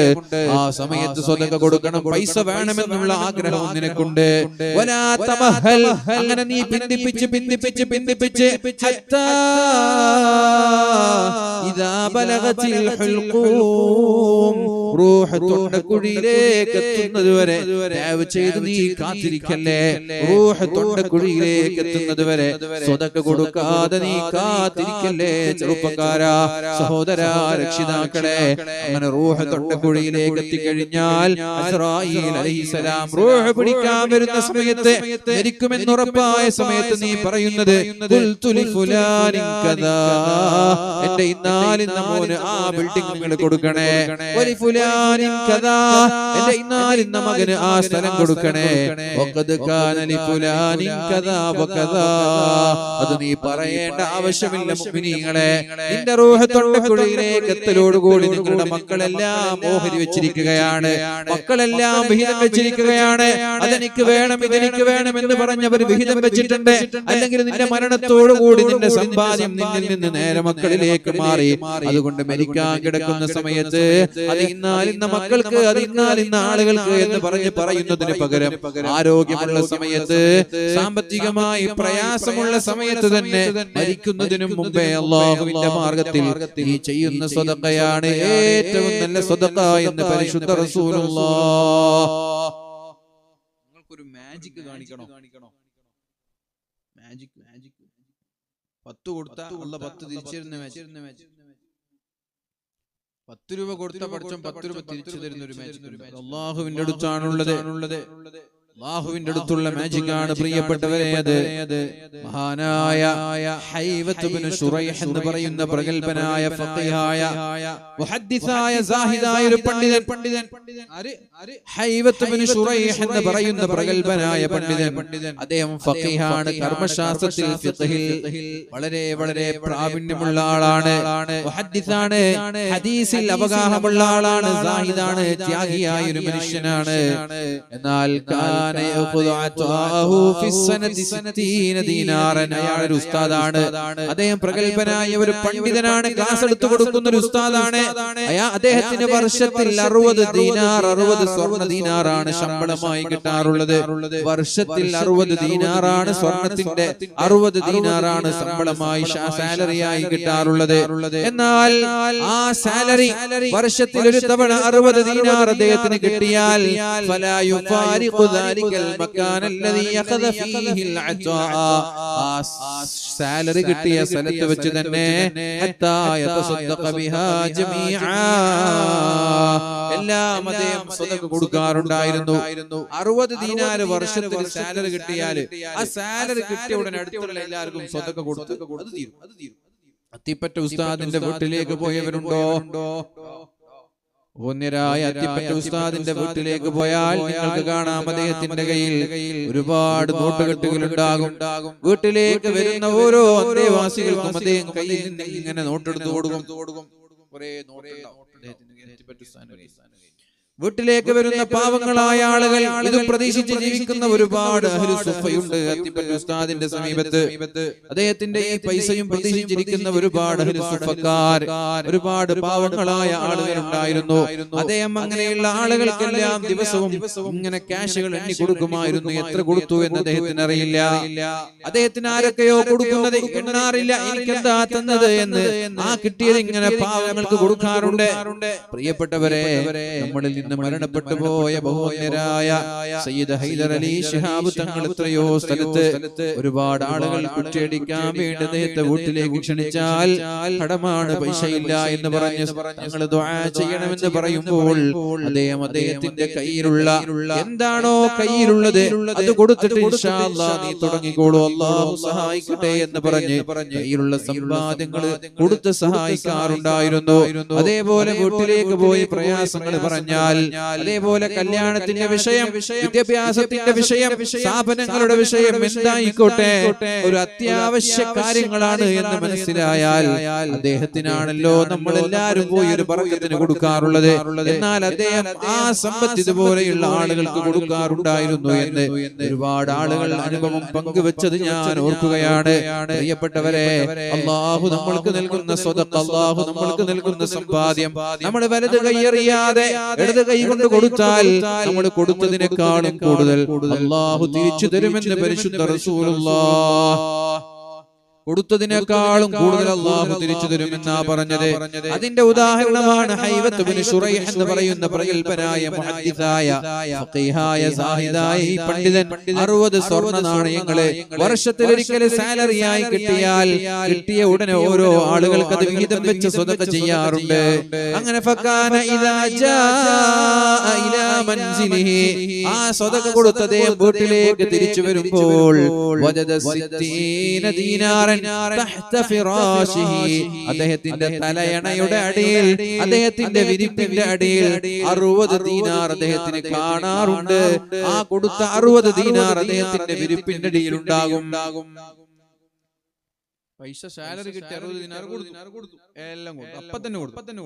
എന്നിട്ട് വീട്ടിലേക്ക് പോയിട്ട് ഉറങ്ങാൻ നിൽക്കുമ്പോൾ വിരിപ്പെല്ലാം കൊട്ടുമ്പോൾ വിരിപ്പിന്റെ അടിയിൽ ഉണ്ടാകും 60 ദീനാർ. അങ്ങനെ സ്ഥിരമായിട്ട് അദ്ദേഹത്തിന്റെ ജീവിതത്തിൽ സംഭവിക്കുന്ന ഒരു കറാമത്തായിരുന്നു ഇത്. അദ്ദേഹത്തിന്റെ ഒരു സഹോദര പുത്രൻ ഈ ഒരു വിഷയം അറിഞ്ഞു.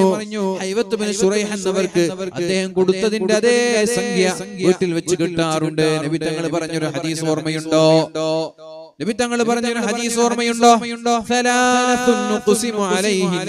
ഞാൻ 3 കാര്യങ്ങൾ സത്യം ചെയ്തു പറയട്ടെ, 3 കാര്യങ്ങൾ സത്യം ചെയ്തു പറയട്ടെ.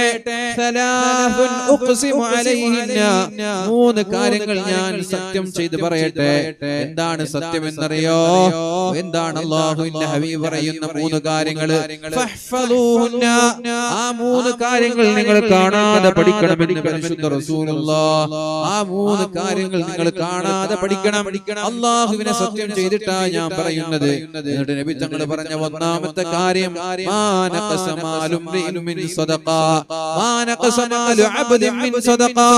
സ്വതക്ക കൊടുത്തതിന്റെ പേരിൽ ഒരാളുടെയും ഒരു നയാ പൈസ പോലും കുറയൂല എന്ന് ശഫീഉനാ റസൂലുള്ളാഹ്. അല്ലാഹുവിനെ കൊണ്ട് സത്യം ചെയ്തിട്ടാ നബി തങ്ങൾ പറഞ്ഞത്. സ്വഹീഹായ ഹദീസാണ് മുഅ്മിനീങ്ങളെ, ഇത് വളരെ സ്വഹീഹായ സ്വീകാര്യമായ ഹദീസാണ്. അല്ലാഹുവിനെ കൊണ്ട് സത്യം ചെയ്തിട്ടാ പറഞ്ഞത്. അത് മാത്രമല്ല, നിങ്ങൾ ഇത് മനഃപ്പാഠമാക്കണം, കാണാതെ പഠിക്കണം, ബൈഹാട്ടാക്കണമെന്ന് നബി തങ്ങൾ പറഞ്ഞു. ഈ ഹദീസ് ബൈഹാട്ടാക്കണം, കാണാതെ പഠിക്കണമെന്നാ പറഞ്ഞത്. ആ 3 കാര്യങ്ങളിൽ ഒന്ന്, സ്വതക്ക കൊടുത്തതിന്റെ പേരിൽ ഒരാളുടെയും പൈസ കുറയൂല. മഹാനായ ഹൈവത്ത് ബിൻ ശുറൈഹ് എന്നവർക്ക് 60 ദീനാർ കൊടുത്തപ്പോൾ അദ്ദേഹത്തിന്റെ വിരിപ്പിന്റെ താഴെ, തലയുണയുടെ താഴെ ആരാണ് പ്രിയപ്പെട്ടവരെ 60 ദീനാർ കൊണ്ടുപോയി വെച്ചത്? അല്ലാഹു അല്ലാതെ പിന്നെ ആരാണ് മുഅ്മിനീങ്ങളെ? വേറൊരു ഹദീസിൽ കാണാമില്ല, അല്ലാഹു കൊടുത്തതിനേക്കാളും കൂടുതൽ തിരിച്ചു തരുമെന്ന് വേറൊരു ഹദീസിൽ കാണാം. പരിശുദ്ധമായ ഖുർആനിൽ കാണാം, മൻദല്ലദീ യുഖ്രിദുല്ലാഹ ഖർളൻ ഹസനാ, ആരാണ് എനിക്ക് കടം തരുന്നത്? ഫയുളാഇഫഹു ലഹു വദആഫൻ കസീറ, നിങ്ങൾക്ക് ഞാൻ ഒരുപാട് ഒരുപാട് തിരിച്ചു തരാമെന്ന്, ഇരട്ടി ഇരട്ടിയായി തിരിച്ചു തരാമെന്ന്. 100 തന്നാൽ 200 തരാം, ഒരുപക്ഷെ 700 വരെ അള്ളാഹു തന്നേക്കാം. അള്ളാഹുവിന്റെ മാർഗത്തിൽ 1000 കൊടുത്താൽ അള്ളാഹു ഒരുപക്ഷെ 7 ലക്ഷം വരെ പകരം തന്നേക്കാം. അള്ളാഹുവിന്റെ മാർഗത്തിൽ 50,000-ഓ 10,000-ഓ കൊടുത്താൽ അള്ളാഹു ഒരുപക്ഷെ 70,000-ഓ 7 ലക്ഷമോ 10 ലക്ഷമോ അള്ളാഹു പകരം തന്നേക്കാം. ഇരട്ടി ഇരട്ടിയായി അള്ളാഹു നൽകുമെന്നാ പറഞ്ഞത്, എണ്ണമില്ല. അദ്ആഫൻ എന്ന് പറഞ്ഞാൽ ഇരട്ടിയാണ്. അദ്ആഫൻ കസീറ, ധാരാളം ഇരട്ടി എന്നും വേറൊരു ആയത്തിലൂടെ നമ്മൾക്ക് വായിക്കാൻ സാധിക്കും. അതുകൊണ്ട് പ്രിയപ്പെട്ടവരെ, മഹാനായ ഹൈവത്ത് ഇബ്നു ശുറൈഹ് എന്നവർക്ക് അദ്ദേഹത്തിന്റെ തലയണയുടെ താഴെ 60 ദീനാർ എന്നും കിട്ടാറുണ്ട് എന്നറിഞ്ഞപ്പോ അദ്ദേഹത്തിന്റെ ഒരു സുഹൃത്തായ, അദ്ദേഹത്തിന്റെ ഫാമിലി സുഹൃത്തായ ഒരാളുണ്ട്. ഉടനെ തന്നെ അദ്ദേഹത്തിന്റെ സമീപത്തേക്ക് കടന്നു വന്നിട്ട് ഈ കാര്യങ്ങളെല്ലാം ഉറപ്പിച്ചതിന് ശേഷം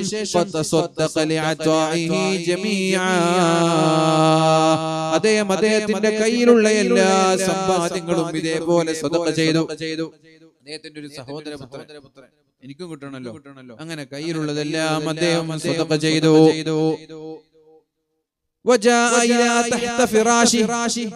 എന്നിട്ട് അദ്ദേഹം എന്ത് ചെയ്തു എന്നറിയോ? വീട്ടിലുള്ള തലയണയെടുത്തു നോക്കി, വീട്ടിലുള്ള വിരിപ്പെടുത്തു നോക്കി.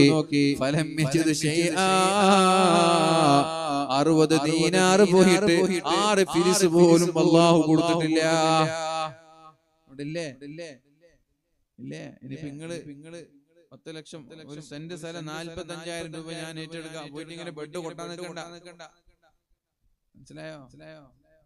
അല്ല, അങ്ങനെ എല്ലാവർക്കും ബെഡിനായിട്ട് തന്നെ കൊടുത്തോണ്ടോന്നില്ല. ചിലപ്പോൾ നിങ്ങൾ അക്കൗണ്ടിൽ കിട്ടും, അങ്ങനൊക്കെ തരും.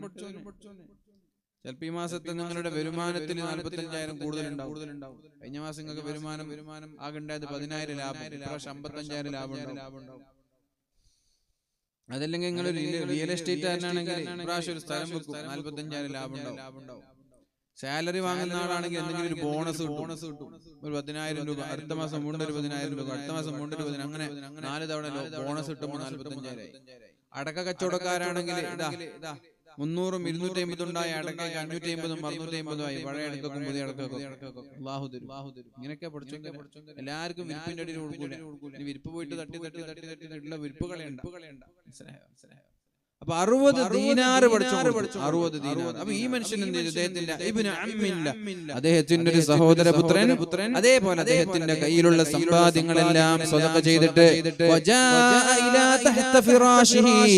വീട്ടിലേക്ക് വന്നിട്ട് ബെഡ് എടുത്തു നോക്കിയപ്പോൾ ഒരു നയാ പൈസ പോലും അവിടെയില്ല. ഹൈവയുടെ അടുത്തേക്ക് വന്നിട്ട് അദ്ദേഹത്തോട് പറഞ്ഞു, എന്തുകൊണ്ടാ എന്റെ ശമ്പളം മുഴുവനും ഞാൻ സദഖ കൊടുത്തിട്ട് എനിക്കെന്തേ അല്ലാഹു തിരിച്ചു തരാത്തത്? നിങ്ങൾക്ക് തിരിച്ചു തരുന്നത് പോലെ എന്തേ അല്ലാഹു എനിക്ക് തിരിച്ചു തരാത്തത്? ഫഖാല ലഹു ഹൈവത്ത് ഇബ്നു ശുറൈഹ് എന്നവർ അദ്ദേഹത്തോട് പറഞ്ഞു, അന തസദ്ദഖതു അന അഅതൈതു റബ്ബി യഖീനാ, ഞാൻ വേറെ ഒരാൾക്ക് അല്ലാഹു കൊടുത്തത് കണ്ടിട്ട് കൊടുത്തതല്ല. അല്ലാഹുവിന്റെ ഹബീബിന്റെ ഹദീസ് കൊണ്ട് എന്റെ ഖൽബിൽ യഖീനായി ഉറപ്പോടുകൂടി ഞാൻ കൊടുത്തതാണ്. അല്ലാഹുവിലുള്ള ദൃഢവിശ്വാസം കൊണ്ട് കൊടുത്തതാണ്, അല്ലാഹുവിനുള്ള തവക്കുൽ കൊണ്ട് കൊടുത്തതാണ്. അതുകൊണ്ട് അല്ലാഹു തആല എനിക്ക് തന്നു. എന്നാൽ നീ കൊടുത്തതോ അൻത കുൻത തുരീദു അൻ തജ്രിബ, നീ അല്ലാഹുവിനെ പരീക്ഷിക്കാൻ വേണ്ടി കൊടുത്തതല്ലേ. ഞാൻ കൊടുത്തു, എനിക്ക് കിട്ടി എന്നറിഞ്ഞപ്പോഴല്ലേ നീ കൊടുത്തത്. വഅമ്മാ അന ഫഅതസദ്ദഖു വഅന റാസിഖുൽ യഖീനി ബിമാ ഇൻദല്ലാഹ്, ഞാൻ അല്ലാഹുവിലുള്ള ഉറച്ച വിശ്വാസം കൊണ്ടാ കൊടുത്തത്, വേറെ ഒരാൾക്ക് അല്ലാഹു പകരം കൊടുക്കുന്നത് കണ്ടതുകൊണ്ടല്ല. അതുകൊണ്ട് അല്ലാഹു എനിക്ക് തന്നു, നീ കൊടുത്തത് എനിക്ക് 60 ദീനാർ കിട്ടി എന്നറിഞ്ഞപ്പോഴല്ലേ. അതുകൊണ്ട് അല്ലാഹു നിനക്ക് തന്നില്ല, അത്രേ വിഷയത്തിലുള്ളൂ എന്ന് മഹാനായ ഹൈവത്ത് ഇബ്നു ശുറൈഹ് എന്നവർ പറഞ്ഞു കൊടുക്കുന്നുണ്ട്. പ്രിയപ്പെട്ടവരെ, അല്ലാഹുവിന്റെ ഹബീബായ റസൂലുള്ളാഹി സ്വല്ലല്ലാഹു അലൈഹി വസല്ലമ തങ്ങൾ നമ്മൾക്ക് പഠിപ്പിച്ചു തന്നു, നമ്മൾ അല്ലാഹുവിന്റെ മാർഗത്തിൽ ചെലവഴിക്കുമ്പോൾ മാരകമായ രോഗങ്ങളിൽ നിന്ന് അല്ലാഹു നമ്മെ സലാമത്താക്കുമെന്ന്. ഇൻഷാ അല്ലാഹ് നിങ്ങൾ പഠിക്കണം. ഞാൻ നിർത്താൻ പോവാണ്. 11:50 12 മണിയാകുമ്പോ പ്രസംഗം നിർത്തി ഇൻഷാ അല്ലാഹ് ദുആയിലേക്ക് കടക്കാം. ഒന്ന് എണീറ്റിക്കണോ? ഉറക്കം വരുന്നോ? എനിക്ക് ഈ സ്റ്റേജിൽ കുറെ സമയം ഇരുന്ന് ഉറക്കം. മറ്റൊരു പ്രശ്നം, ഓൾറെഡി ലേറ്റ് ആണ് നമ്മൾ. 10 മണിക്ക് നിർത്തേണ്ട പരിപാടി തുടങ്ങുന്നതിന്റെ 10:45 10:30 അല്ലേ? അപ്പൊ ഇൻഷാ അല്ലാഹ് ഇനി ഒരു 10 മിനിറ്റ് കൂടി ചന്തയിലുള്ള ടീമൊക്കെ വരി, നമുക്ക് ദുആ ചെയ്യാം. നമ്മൾ ദുആ കേൾക്കും, ചിലപ്പോൾ ആമീനായിരിക്കും അല്ലാഹു ഉത്തരം തരാം. കുറെ മിഠായും ഐസ്ക്രീം ഒക്കെ വാങ്ങിച്ചിട്ട് കച്ചവടക്കാർക്ക് പൈസ ഉണ്ടാക്കി കൊടുത്തില്ലേ? സ്വതക്കല്ലേ അല്ലേ? നിങ്ങളില്ലെങ്കിൽ പിന്നെ അവർക്ക് നഷ്ടത്തിലാവൂലേ? ഒരാൾ ഐസ് വാങ്ങുന്നുണ്ടല്ലേ, ഇവര് ഐസ് വെച്ചാൽ ലാഭം ഉണ്ടാവുക. ആരോ ഐസ് വാങ്ങിച്ചില്ലെങ്കിൽ അടുത്ത ദിവസം വണ്ടി വരുമോ? പക്ഷെ ഒരു ഐസ് വാങ്ങാൻ തന്നെ ആവരുത്. ഐസ് വാങ്ങണം, വേദം കേൾക്കണം. ഇത് ചില ആൾ ഐസ് വാങ്ങാൻ വേണ്ടി മാത്രം വരുന്നുണ്ട്. അപ്പൊ രണ്ടും നടക്കട്ടെ. ഏതായാലും ഞാൻ നിർത്താം. ഇവിടെ ചില വിഷയങ്ങൾ ശ്രദ്ധിക്കാനുണ്ട്. അഹങ്കാരത്തോടെ വസ്ത്രം ധരിച്ച് നടക്കുന്ന ആളുകളെ അല്ലാഹു നോക്കുകയില്ല. അല്ലാഹു അമലുകൾ സ്വീകരിക്കൂല. അല്ലാഹു ദുആഇന് ഉത്തരം നൽകൂല. പിന്നെ ആരാണ്? വലാ ഇലാ ആഖിൽ ലിവാലിദൈഹി, മാതാപിതാക്കളോട് മോശമായി പെരുമാറുന്നവനെ അല്ലാഹു നോക്കൂല. അല്ലാഹു തിരിഞ്ഞു നോക്കൂല. ദുആഇന് ഉത്തരമില്ല, അമലുകളെ സ്വീകരിക്കൂല. വലാ ഇലാ ആഖിൽ ലിവാലിദൈഹി, ഉമ്മയോടോ ഉപ്പയോടോ ചുടിച്ചു നിൽക്കുന്നവരെ, ഉമ്മയോടും ഉപ്പയോടും മോശമായി പെരുമാറുന്നവരെ അല്ലാഹു തിരിഞ്ഞു നോക്കൂല. പിന്നെ പറഞ്ഞത് അവസാനമായി വലാ ഇലാ മുദ്മിനി ഖംറിൻ, കുടിയന്മാരെ, കള്ളു കുടിക്കുന്നവരെ, കഞ്ചാവടിക്കുന്നവരെ, ലഹരി ഉപയോഗിക്കുന്നവരെ, എന്നിട്ട് തൗബ ചെയ്യാതെ കള്ളും കുടിച്ച് നടക്കുകയാണെങ്കിൽ അല്ലാഹു അവരെയും നോക്കൂല എന്ന് പരിശുദ്ധ റസൂലുള്ളാഹ്. ഇത്തരം ആളുകളിൽ പെടാതിരിക്കാൻ വേണ്ടി നമ്മൾ എല്ലാവരും ശ്രമിക്കുക. അല്ലാഹു നമ്മൾക്ക് ബോധം നൽകട്ടെ. ആരൊക്കെ?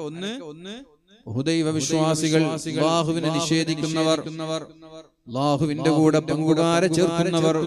2 പിണങ്ങി നിൽക്കുന്നവർ, ചുടിച്ചു നിൽക്കുന്നവർ, ഹൃദയത്തിൽ വൈരാഗ്യവും അസൂയയും പകയും വെച്ചു നടക്കുന്നവർ.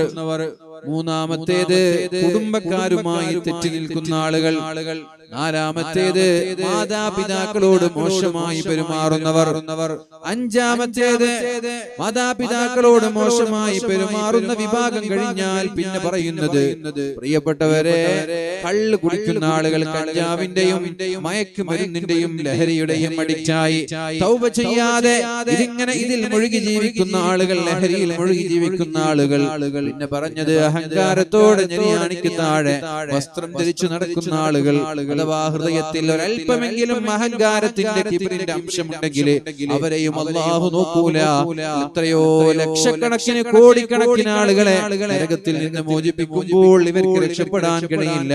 ദുആഇന് ഉത്തരം നൽകുമ്പോൾ ഇവരുടെ ദുആഇന് അല്ലാഹു ഉത്തരം നൽകൂല. നന്മയും ചിന്മയും അല്ലാഹു ആകാശത്തേക്ക് കൊണ്ടുപോകുമ്പോൾ ഇവരുടെ നന്മയെ അല്ലാഹു മാറ്റിവെക്കുമെന്ന് മഹാന്മാരായ പ്രഗൽഭരായ പണ്ഡിതന്മാർ നമ്മോട് പഠിപ്പിക്കുന്നുണ്ട്. അല്ലാഹു നമ്മെ സ്വാലിഹീങ്ങളിൽ ഉൾപ്പെടുത്തട്ടെ. അപ്പൊ ഒന്നെല്ലാരും എണീറ്റ് നിങ്ങൾ അടുത്ത് വരൂ. ഇൻഷാ അല്ലാഹ് നമ്മുടെ ഈ മഹത്തായ മഖാമിന് വേണ്ടി, മഖബറയ്ക്ക് വേണ്ടി 70ഓളം സെന്റ് സ്ഥലം വാങ്ങിച്ചപ്പോൾ നിങ്ങളുടെ നാട്ടിലുള്ള ഒരുപാട് ആളുകൾ ഓരോ സെന്റുകളൊക്കെ ഏറ്റെടുത്ത് 40ഓളം സെന്റായി. ഇനി ഒരു 30ഓളം സെന്റുണ്ട്. ആ മഖാമിലേക്ക് നല്ല നിയ്യത്തോടുകൂടി ഒരു 10,000 രൂപ ഏറ്റെടുക്കാൻ കഴിയുന്നവർ ആരെങ്കിലും ഉണ്ടോ? പ്രിയപ്പെട്ടവരെ, 2 ഓപ്ഷനാണ് ഞാൻ നിങ്ങളുടെ മുമ്പിൽ വെക്കുന്നത്. ഒന്ന്, അല്ലാഹുവേ, മരിക്കുന്നത് വരെ എന്റെ ആഫിയത്ത് നീ നിലനിർത്തണേ അല്ലാഹ്. അല്ലാഹുവേ, മരിക്കുന്നത് വരെ എന്റെ ആഫിയത്ത് നീ നിലനിർത്തണേ അല്ലാഹ് എന്ന നിയ്യത്ത്. ക്യാൻസർ പോലെയുള്ള അസുഖങ്ങൾ എനിക്ക് തരല്ലേ റബ്ബേ. ഡയാലിസിസ് ചെയ്യേണ്ട ഒരവസ്ഥ നീ എനിക്ക് തരല്ലേ അല്ലാഹ്. കിഡ്നി മാറ്റി വെക്കേണ്ട പരീക്ഷണം നീ എനിക്ക് തരല്ലേ റബ്ബേ. അല്ലാഹുവേ, ശരീരത്തിന്റെ അവയവങ്ങളിൽ എന്തെന്ന് പേര് പോലും അറിയാത്ത രോഗങ്ങൾ നൽകി ആയിരക്കണക്കിന് ആളുകൾ പ്രയാസപ്പെടുമ്പോ ഇതാ ഒരു 10,000 ഞാൻ നിന്റെ ദീനിന് വേണ്ടി ചെലവഴിക്കുകയാണ്. ഈ 10,000ത്തിന്റെ ബറക്കത്ത് കൊണ്ട് എനിക്കോ എന്റെ കുടുംബത്തിനോ എന്റെ മക്കൾക്കോ എന്റെ മാതാപിതാക്കൾക്കോ പടച്ചവനെ മാരകമായ രോഗങ്ങൾ വന്നിട്ട് ഹോസ്പിറ്റലിൽ കൊണ്ടുപോയി ലക്ഷങ്ങൾ കൊടുക്കേണ്ട ഒരവസ്ഥ തരല്ലേ അല്ലാഹ്. എന്റെ ആഫിയത്ത് നീ നിലനിർത്തണേ നിലനിർത്തണേ അല്ലാ. രോഗം വരാതിരിക്കാൻ വേണ്ടി ഞാനിതാ ഒരു 10,000 രൂപ എന്ന നിയ്യത്തോടുകൂടി കൊടുക്കാൻ കഴിയുന്നവരാരാ? ഇൻഷാ അല്ലാഹ് നമ്മുടെ സ്വതക്ക അല്ലാഹു സ്വീകരിച്ചാൽ നമ്മൾക്ക്, നമ്മുടെ മാതാപിതാക്കൾക്ക്, നമ്മുടെ വീട്ടുകാർക്ക് മരണം വരെ മാരകമായ ഒരു അസുഖവും അല്ലാഹു നൽകൂല. ഹോസ്പിറ്റലിൽ പോയി ലക്ഷങ്ങൾ ചെലവഴിക്കേണ്ട ഒരവസ്ഥ വരൂല. അല്ലാഹു നമ്മയും നമ്മുടെ കുടുംബത്തെയും സലാമത്താക്കട്ടെ. ആർക്കാ കഴിയാമോ ഒരു 10,000 രൂപ കൊടുക്കാം? ആരെങ്കിലും ഉണ്ടെങ്കിൽ ഒന്ന് പെട്ടെന്ന് കൈപൊക്ക്. നമ്മുടെ ആഫിയത്തിന് വേണ്ടി, മരിക്കുന്നത് വരെ രോഗം വരാതിരിക്കാൻ. നിങ്ങൾ ചിന്തിച്ചൊക്കെ, ഒരു രോഗം വന്നിട്ട് നമ്മളൊക്കെ അപകടത്തിൽപ്പെട്ട് ഹോസ്പിറ്റലിൽ പോയിട്ട് ലക്ഷങ്ങൾ കൊടുക്കുന്ന ഒരു അവസ്ഥ ചിന്തിച്ചു.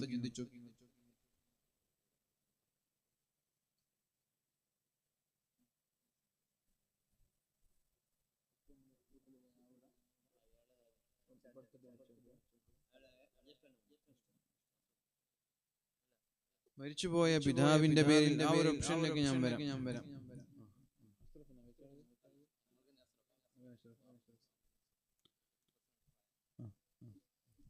രണ്ടാമതൊരു ഓപ്ഷൻ, മരണപ്പെട്ടു പോയ ഉമ്മയുടെയും ഉപ്പയുടെയും ഖബറിടം ഈ സ്ഥലത്ത് വെച്ച് നമ്മൾക്ക് സ്വർഗമാക്കി കൊടുക്കാൻ കഴിയും.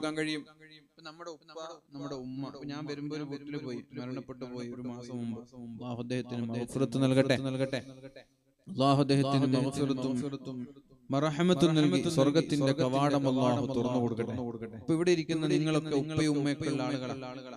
നിങ്ങളെ ഉപ്പയോ ഉമ്മയോ മരിച്ചു പോയിട്ടുണ്ടെങ്കിൽ ഇന്നത്തെ ഈ രാത്രി അവരുടെ ഖബറിടം സ്വർഗമാക്കി കൊടുക്കാൻ നിങ്ങൾക്ക് കഴിയും. നിങ്ങൾ വിചാരിച്ച പെണ്ണുങ്ങളെ, നിങ്ങളുടെ ഉമ്മ, നിങ്ങളുടെ ഭർത്താവ്, നിങ്ങളുടെ ഭാര്യ, ഇവരാരെങ്കിലും മരിച്ചു പോയിട്ടുണ്ടെങ്കിൽ ഈ രാത്രി അവരുടെ ഖബറിടം അല്ലാഹുവിന്റെ സ്വർഗ്ഗത്തിന്റെ കവാടമാക്കി മാറ്റാൻ, സ്വർഗ്ഗത്തിന്റെ പൂന്തോപ്പാക്കി മാറ്റാൻ നിങ്ങൾ വിചാരിച്ചാൽ കഴിയും. എന്തുകൊണ്ട്? നബി സല്ലല്ലാഹു അലൈഹി വസല്ലമ തങ്ങൾ പറഞ്ഞു, ഖബറിൽ ശിക്ഷ അനുഭവിക്കുന്ന ഒരു ഖബറാളി പെട്ടെന്നൊരു സുപ്രഭാതത്തിൽ സ്വർഗത്തിന്റെ കവാടങ്ങൾ തുറക്കപ്പെട്ടു സ്വർഗത്തിന്റെ സുഖങ്ങൾ ആസ്വദിക്കാൻ തുടങ്ങി. ഇന്നലെ വരെ നരകത്തിന്റെ ശിക്ഷയായിരുന്നു. അയാൾ അല്ലാഹുവിനോട് ചോദിക്കും, പടച്ചവനെ, ഇന്നലെ വരെ നരകതുല്യമായ ശിക്ഷ അനുഭവിച്ചിരുന്ന എനിക്ക് ഇന്നെങ്ങനെയാണ് റബ്ബേ സ്വർഗത്തിന്റെ സുഖം കിട്ടിയത്? അപ്പൊ അല്ലാഹു പറയുന്ന മറുപടി, നിന്റെ ജീവിച്ചിരിക്കുന്ന ദുനിയാവിൽ ജീവിച്ചിരിക്കുന്ന മക്കളില്ലേ, ആ മക്കള് നിങ്ങൾക്ക് വേണ്ടി ദുആ ചെയ്തതാണ്, നിങ്ങൾക്ക് വേണ്ടി സ്വതക്ക ചെയ്തതാണ്, നിങ്ങൾക്ക് വേണ്ടി ഖുർആൻ ഓതിയതാണ്. ആ മക്കള് കാരണത്താലാണ് ഈ സുപ്രഭാതത്തിൽ നിങ്ങളുടെ ഖബറിടം സ്വർഗീയമായത് എന്ന് അല്ലാഹു പറയുമെന്ന് പരിശുദ്ധ റസൂലുള്ളാഹ്.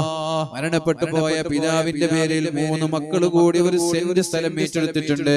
അല്ലാഹുവേ, ആ പിതാവിന്റെ ഖബറിടം ഇന്നത്തെ ഈ രാത്രി തന്നെ സ്വർഗമാക്കണേ അല്ലാഹ്, വെളിച്ചമാക്കണേ അല്ലാഹ്, വിശാലമാക്കണേ അല്ലാഹ്.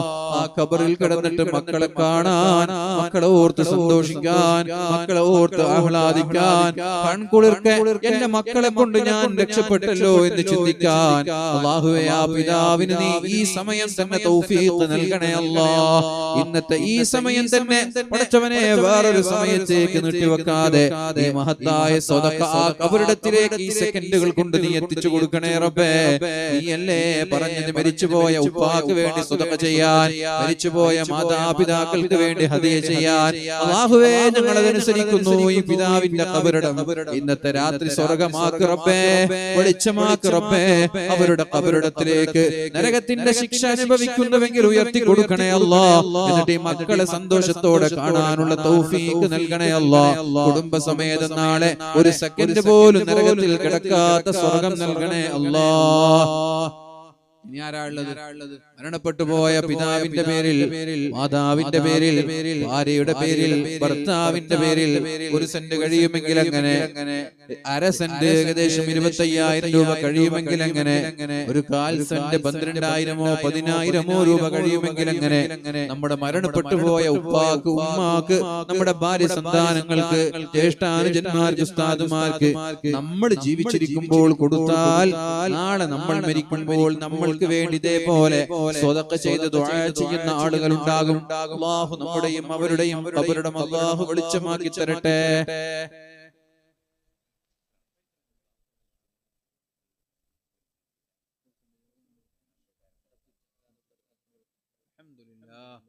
അല്ലാഹുവേ അദ്ദുച്ച പേരത്തെടുക്ക എന്ന് പറയുന്ന ഈ സഹോദരൻ ഉപ്പാന്റെ കബറിടം സ്വർഗീയമാകണമെന്നുള്ള നീയത്തോടെ വന്നതായിരിക്കും. ഒരുപക്ഷെ അദ്ദേഹം നേരത്തെ കരുതി കാണൂല.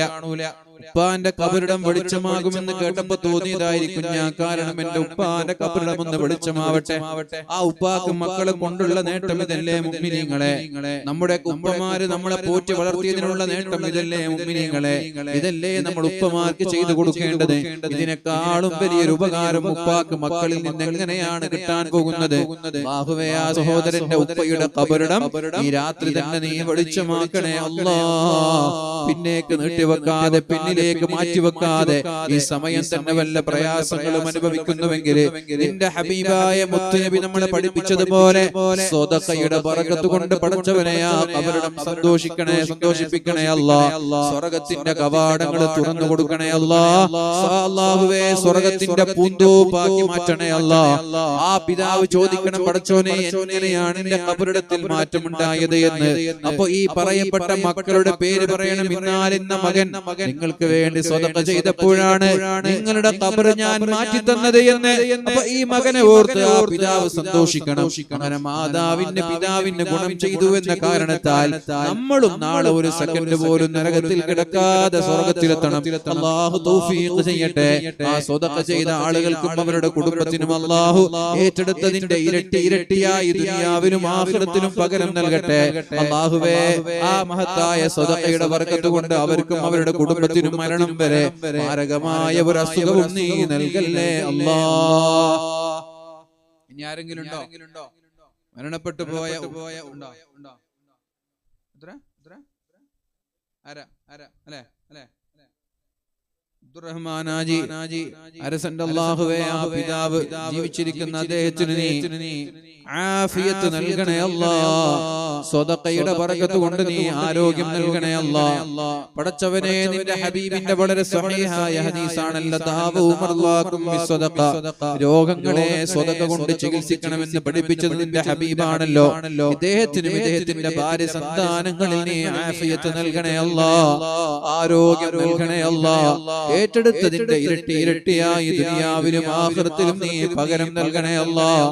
അല്ലാഹുവേ അദ്ദേഹത്തിന്റെ മരണപ്പെട്ടു പോയ മാതാപിതാക്കൾ ആരൊക്കെയാണോ മരിച്ചു പോയത്, ഇന്നത്തെ രാത്രി തന്നെ അവരുടെ ഖബറിടം നീ വെളിച്ചമാക്കണേ അല്ലാ. പടച്ചവനെ ആ ഖബറിടത്തിൽ വല്ല പ്രയാസങ്ങളും അനുഭവിക്കുന്നുവെങ്കിൽ ഈ മഹത്തായ സ്വതഖയുടെ ബറകത്ത് കൊണ്ട് അവരുടെ ഖബറിടത്തെ നീ സലാമത്താക്കണേ അല്ലാ. ഈ മകനെ കണ്ട് കൺകുളിർക്ക സന്തോഷിക്കാൻ ആ മാതാപിതാക്കൾക്ക് തൗഫീഖ് നൽകണേ അല്ലാ. ഒരു സെക്കൻഡ് പോലും നരകത്തിൽ കിടക്കാതെ ഹിസാബില്ലാതെ സ്വർഗീയ സുഖം ആസ്വദിക്കാൻ അദ്ദേഹത്തിനും അദ്ദേഹത്തിന്റെ മാതാപിതാക്കൾക്കും കുടുംബങ്ങൾക്കും തൗഫീഖ് നൽകണേ അല്ലാ.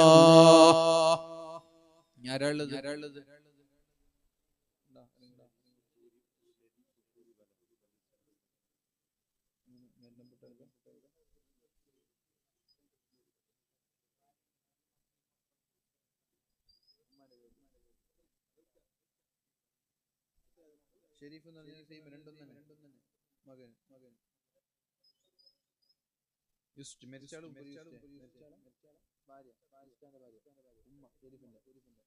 മരണപ്പെട്ടു പോയ ഉമ്മയുടെ പേരിൽ ഷെരീഫ്, അതുപോലെ ഭാര്യയുടെ പേരിൽ യൂസുഫ് എന്നവർ മക്കളൊക്കെ കൂടി അല്ലാഹുവേ ആ ഉമ്മയുടെ ആ ഭാര്യയുടെ ഖബറിടം നീ വെളിച്ചമാക്കി സ്വർഗീയമാക്കി കൊടുക്കണേ അല്ലാ. പടച്ചവനെ ഞങ്ങൾ ദുആ ചെയ്യുന്നത് പരിശുദ്ധമായ ഹദീസിന്റെ അടിസ്ഥാനത്തിലാണ്. സ്വഹീഹായ ഹദീസുകൾ മുൻനിർത്തിയാണ് ഞങ്ങൾ നിന്നോട് ചോദിക്കുന്നത്.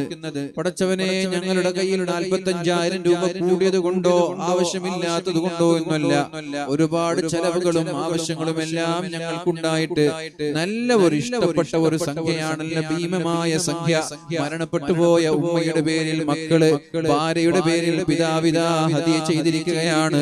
അല്ലാഹുവേ അവരുടെ ഖബറിടം ഈ സമയത്ത് തന്നെ സ്വർഗ്ഗമാക്കി കൊടുക്കണേ അല്ലാ. വെളിച്ചമാക്കി കൊടുക്കണേ റബ്ബേ. ജീവിതത്തിൽ വന്ന തെറ്റുകുറ്റങ്ങളെല്ലാം പുറത്തു കൊടുക്കണേ അല്ലാ. പടച്ചവനെ ആ ഭാര്യ ഭർത്താവിനെ കണ്ട് സന്തോഷിക്കാനും മക്കളെ കണ്ട് സന്തോഷിക്കാനും മാതാവിന് തൗഫീഖ് നൽകണേ അല്ലാ. ഒരു സെക്കൻഡ് പോലും നരകത്തിൽ കിടക്കാത്ത സ്വർഗ്ഗം നൽകണേ അല്ലാ. അല്ലാഹുവേ ഈ മഹത്തായ സദഖയുടെ ബർക്കത്ത് കൊണ്ട് ആ കുടുംബത്തിന് നീ ബർക്കത്ത് ചെയ്യണേ അല്ലാഹ്. മാരകമായ രോഗങ്ങളിൽ നിന്ന് നീ സലാമത്താക്കണേ അല്ലാഹ്. മരിക്കുന്നത് വരെ ആഫിയത്ത് നിലനിർത്തി കൊടുക്കണേ അല്ലാഹ്. അവർ ഏറ്റെടുത്തതിന്റെ ഇരട്ടി ഇരട്ടിയായി ദുനിയാവിലും ആഖിറത്തിലും പകരം നൽകണേ അല്ലാഹ്.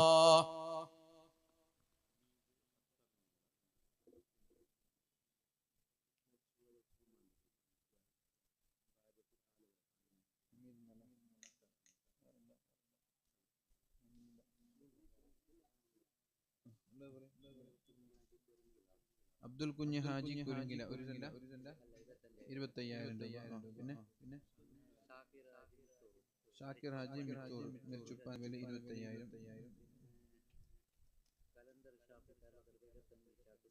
കലന്തർ ഷാഫി പല്ലത്തടക്ക് 25 ചാക്ക് സിമന്റ്. ഇത് നിങ്ങൾ പറഞ്ഞ അമീർ ഖത്തർ ഹമീദ് ഖത്തർ ഒരു സെന്റ് അല്ലേ? മരിച്ചുപോയ 10,000 മരിച്ചുപോയ ഭാര്യയുടെ കാര്യം ഇതെല്ലാം കഴിഞ്ഞത്. ഇനി ആരെല്ലാം നിങ്ങളെ സഹോദരിമാരുടെ ഭാഗത്തു നിന്നോ സഹോദരന്മാരുടെ ഭാഗത്തു നിന്നുണ്ടോ? ഉണ്ടെങ്കിൽ ദ്വാന്റെ ഇടയിൽ ഒന്ന് കയ്യിൽ കൊടുത്തത് 10 5 കൊടുക്കുക 2,000 കഴിയുന്നതൊക്കെ കൊടുത്തോളി. എല്ലാവർക്കും ദ്വാ ചെയ്യും. പൈസ കൊടുത്താൽ എന്തായാലും പ്രത്യേകം ദ്വാ ആയിരിക്കില്ല നമ്മള്. അല്ലാഹുവേ സാമ്പത്തികമായി സഹായിച്ച ആളുകൾക്ക് അവരുടെ കബറിടത്തിലേക്ക് എത്തണം. അത് 100 രൂപ വിട്ടു, 1000 വിട്ടു, ലക്ഷങ്ങളും വിട്ടു, എത്രയും വിട്ടു. അതുകൊണ്ട് കഴിയുന്ന ആളുകളൊക്കെ കഴിയുന്ന എമൗണ്ട് അല്ലാഹു സ്വീകരിക്കട്ടെ. ഇല്ലേ ഏറ്റെടുത്തില്ലേ? അല്ലാഹുവേ നീ സ്വീകരിക്കണേ അല്ലാഹ്. നേരത്തെ പറഞ്ഞ ഒരുപാട് പേരുകൾ നമ്മൾ വായിച്ചു കഴിഞ്ഞു. മരണപ്പെട്ടു പോയ പിതാവിന്, മാതാവിന്, അല്ലാഹുവേ ജീവിച്ചിരിക്കുന്ന ഭാര്യയുടെ ശിഫയ്ക്ക് വേണ്ടി അങ്ങനെ പല ഉദ്ദേശങ്ങൾ കൊണ്ട് 25,000 10,000 ഒക്കെ ഒരുപാട് ആളുകൾ ഏറ്റെടുത്തിട്ടുണ്ട് റബ്ബേ. അല്ലാഹുവേ അവരിൽ നിന്ന് മരണപ്പെട്ടവരുടെ ഖബറിടം വെളിച്ചമാക്കണേ അല്ലാഹ്. ആമീൻ പറയണേ. ഉറക്കെ നിർത്തണം. ആമീൻ പറയും. ഉറക്കെ ആമീൻ പറയും എല്ലാവരും.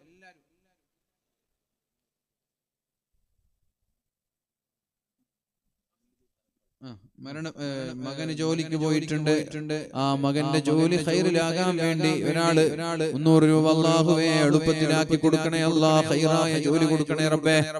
എല്ലാവരും നല്ല ഇഖ്ലാസോട് കൂടി ആമീൻ പറയൂ. പ്രിയപ്പെട്ടവരെ, ഒരുപാട് ആളുകൾ അവർ വലിയ വലിയ സംഖ്യകളൊക്കെ സ്വതക്ക ചെയ്തത് ഖബറിൽ കിടക്കുന്ന മാതാവും പിതാവും ഭാര്യയൊക്കെ രക്ഷപ്പെടണമെന്നുള്ള നിയ്യത്തോടെയാണ്. അല്ലാഹുവേ ഈ മഹത്തായ സ്വതക്കയുടെ ബറക്കത്ത് കൊണ്ട് അവരെ രക്ഷപ്പെടുത്തണേ അല്ലാഹ്. അവരുടെ ഖബറിടം വെളിച്ചമാക്കണേ അല്ലാഹ്. വിശാലമാക്കണേ അല്ലാഹ്. അല്ലാഹുവേ ഈ മക്കളുടെ സ്വതക്ക കണ്ട് ഈ രാത്രി ഈ സമയം തന്നെ സന്തോഷിക്കാൻ ആ ഖബറാളികൾക്ക് തൗഫീഖ് നൽകണേ അല്ലാഹ്. ഇന്നക ലാ തുഖ്ലിഫുൽ മീആദ്. പടച്ചവനെ നീ ഒരു വാക്ക് തന്നാൽ വാക്ക് ലംഘിക്കൂല. എന്നാൽ പരിശുദ്ധ നബി തങ്ങളാണെങ്കിലോ വമാ യൻതിഖു അനിൽ ഹവാ, സ്വന്തമായിട്ടൊരു വാക്ക് പോലും സംസാരിച്ചിട്ടില്ല. ഇൻ ഹുവ ഇല്ലാ വഹ്യു യൂഹാ.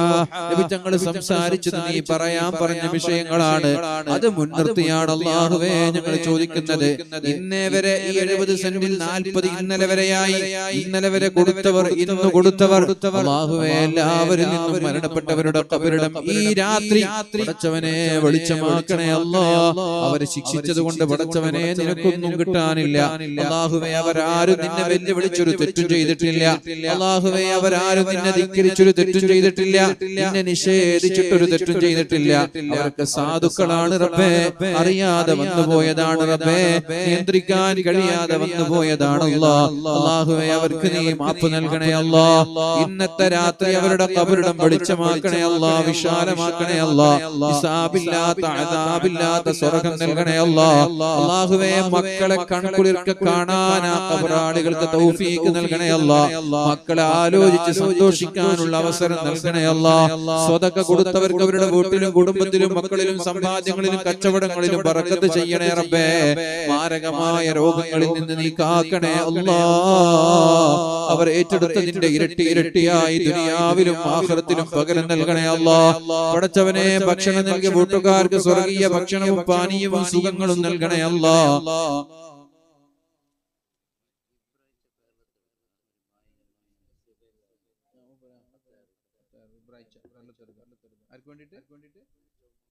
മരിച്ച മാതാപിതാക്കൾക്ക് വേണ്ടി ഇബ്രാഹിം ചാ എന്ന് പറയുന്നവർ ഒരു 10,000 രൂപ സ്വീകരിക്ക റബ്ബേ. അദ്ദേഹത്തിനും കുടുംബത്തിനും ആഫിയത്ത് കൊടുക്കണേ അല്ലാ.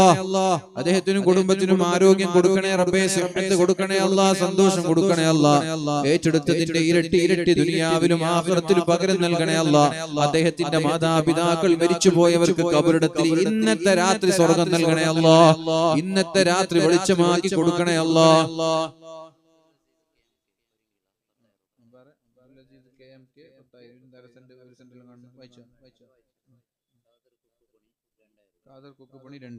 അല്ലാഹുവേ, ഇവരൊക്കെ കൊടുക്കുമ്പോൾ ഇവർക്കൊക്കെ മനസ്സിലൊരു നീയത്തുണ്ടാകും. ആ നീയത്ത് എന്നെക്കാളും കൂടുതൽ ഞങ്ങളെക്കാളും കൂടുതൽ നീയാണല്ലോ റബ്ബേ അറിയുന്നത്. ഇവിടെ വിശ്രമം കൊള്ളുന്ന മഹാന്മാരുടെ ബർക്കത്ത് കൊണ്ട്, മഹാന്റെ ബർക്കത്ത് കൊണ്ട് പടച്ചോനെ അവരുടെ ഉദ്ദേശം നീ പൂർത്തീകരിച്ചു കൊടുക്കണേ അല്ലാ. മരിച്ചവർക്ക് ഈ രാത്രി തന്നെ ഖബറിടം വെളിച്ചമാക്കി വിശാലമാക്കി സ്വർഗീയമാക്കി കൊടുക്കണേ അല്ലാ. പടച്ചവനെ ആഫിയത്തും ആരോഗ്യവും നൽകണേ അല്ലാ. മരണപ്പെട്ടവർക്ക് മക്കളുടെ സദഖ കണ്ട് ആശ്വസിക്കാനും സന്തോഷിക്കാനുമുള്ള അവസരം നൽകണേ അല്ലാ. കുടുംബസമേതം നാളെ ഒരു സെക്കൻഡ് പോലും നരകത്തിൽ കിടക്കാത്ത സ്വർഗ്ഗം നൽകണേ അല്ലാ.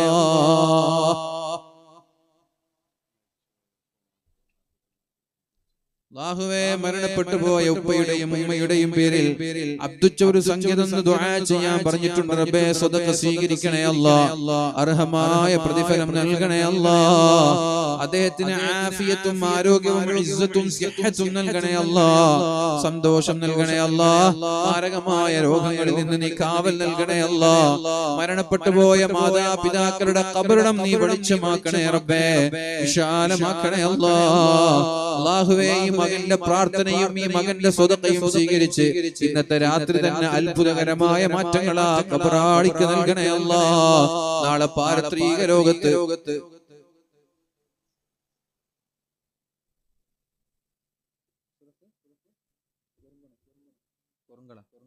അഷ്റഫ് കുറുങ്കള എന്ന് പറയുന്ന ഒരാള് മരണപ്പെട്ടു പോയ പിതാവിന്റെ പേരിൽ 1 സെന്റ് സ്ഥലം പടച്ചോനെ ഒരു ജാരിയായ സ്വതക്കയായ ആ ഖബറിടത്തിലേക്ക് നീ എത്തിച്ചു കൊടുക്കണേ അല്ലാ.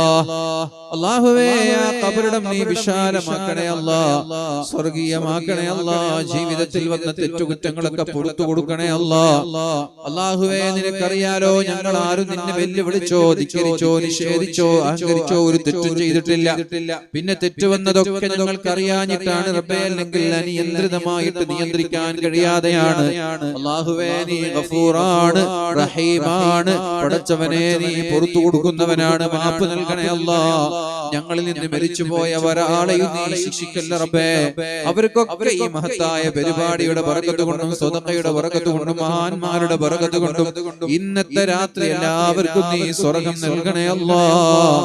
അല്ലാഹുവേ, ശിക്ഷയിൽ നിന്നവരെ കാക്കണേ അല്ലാ. വീടിനെക്കാളും വിശാലമുള്ള വീടാക്കി കൊടുക്കണേ റബ്ബേ. കുടുംബത്തെക്കാളും നല്ല കുടുംബം നൽകണേ അല്ലാ. സ്വതക്ക ചെയ്ത എല്ലാ ആളുകൾക്കും അവരുടെ സ്വതക്കയുടെ ബറക്കത്ത് കൊണ്ട് മരിക്കുന്നത് വരെ പടച്ചവനെ ആരോഗ്യം നിലനിർത്തണേ അല്ലാ. മാരകമായ രോഗങ്ങളിൽ നിന്ന് സലാമത്താക്കണേ അല്ലാ.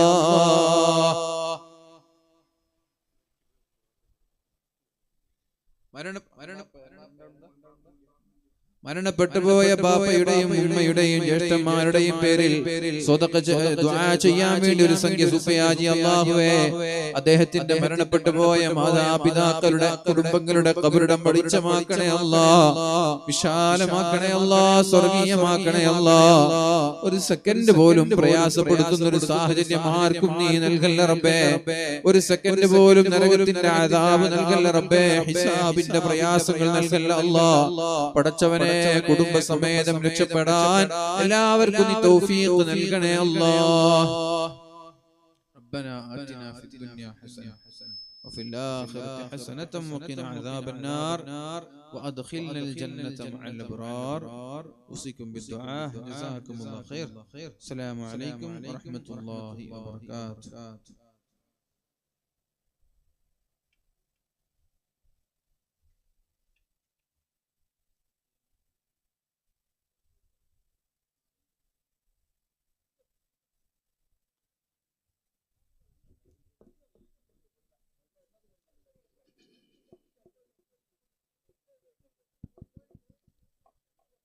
പ്രിയമുള്ളവരെ, കോയി ഏലം വിളിക്കാനുണ്ട്. ആവശ്യമുള്ളവർ സ്റ്റേജിന്റെ അടുത്ത് വരിക.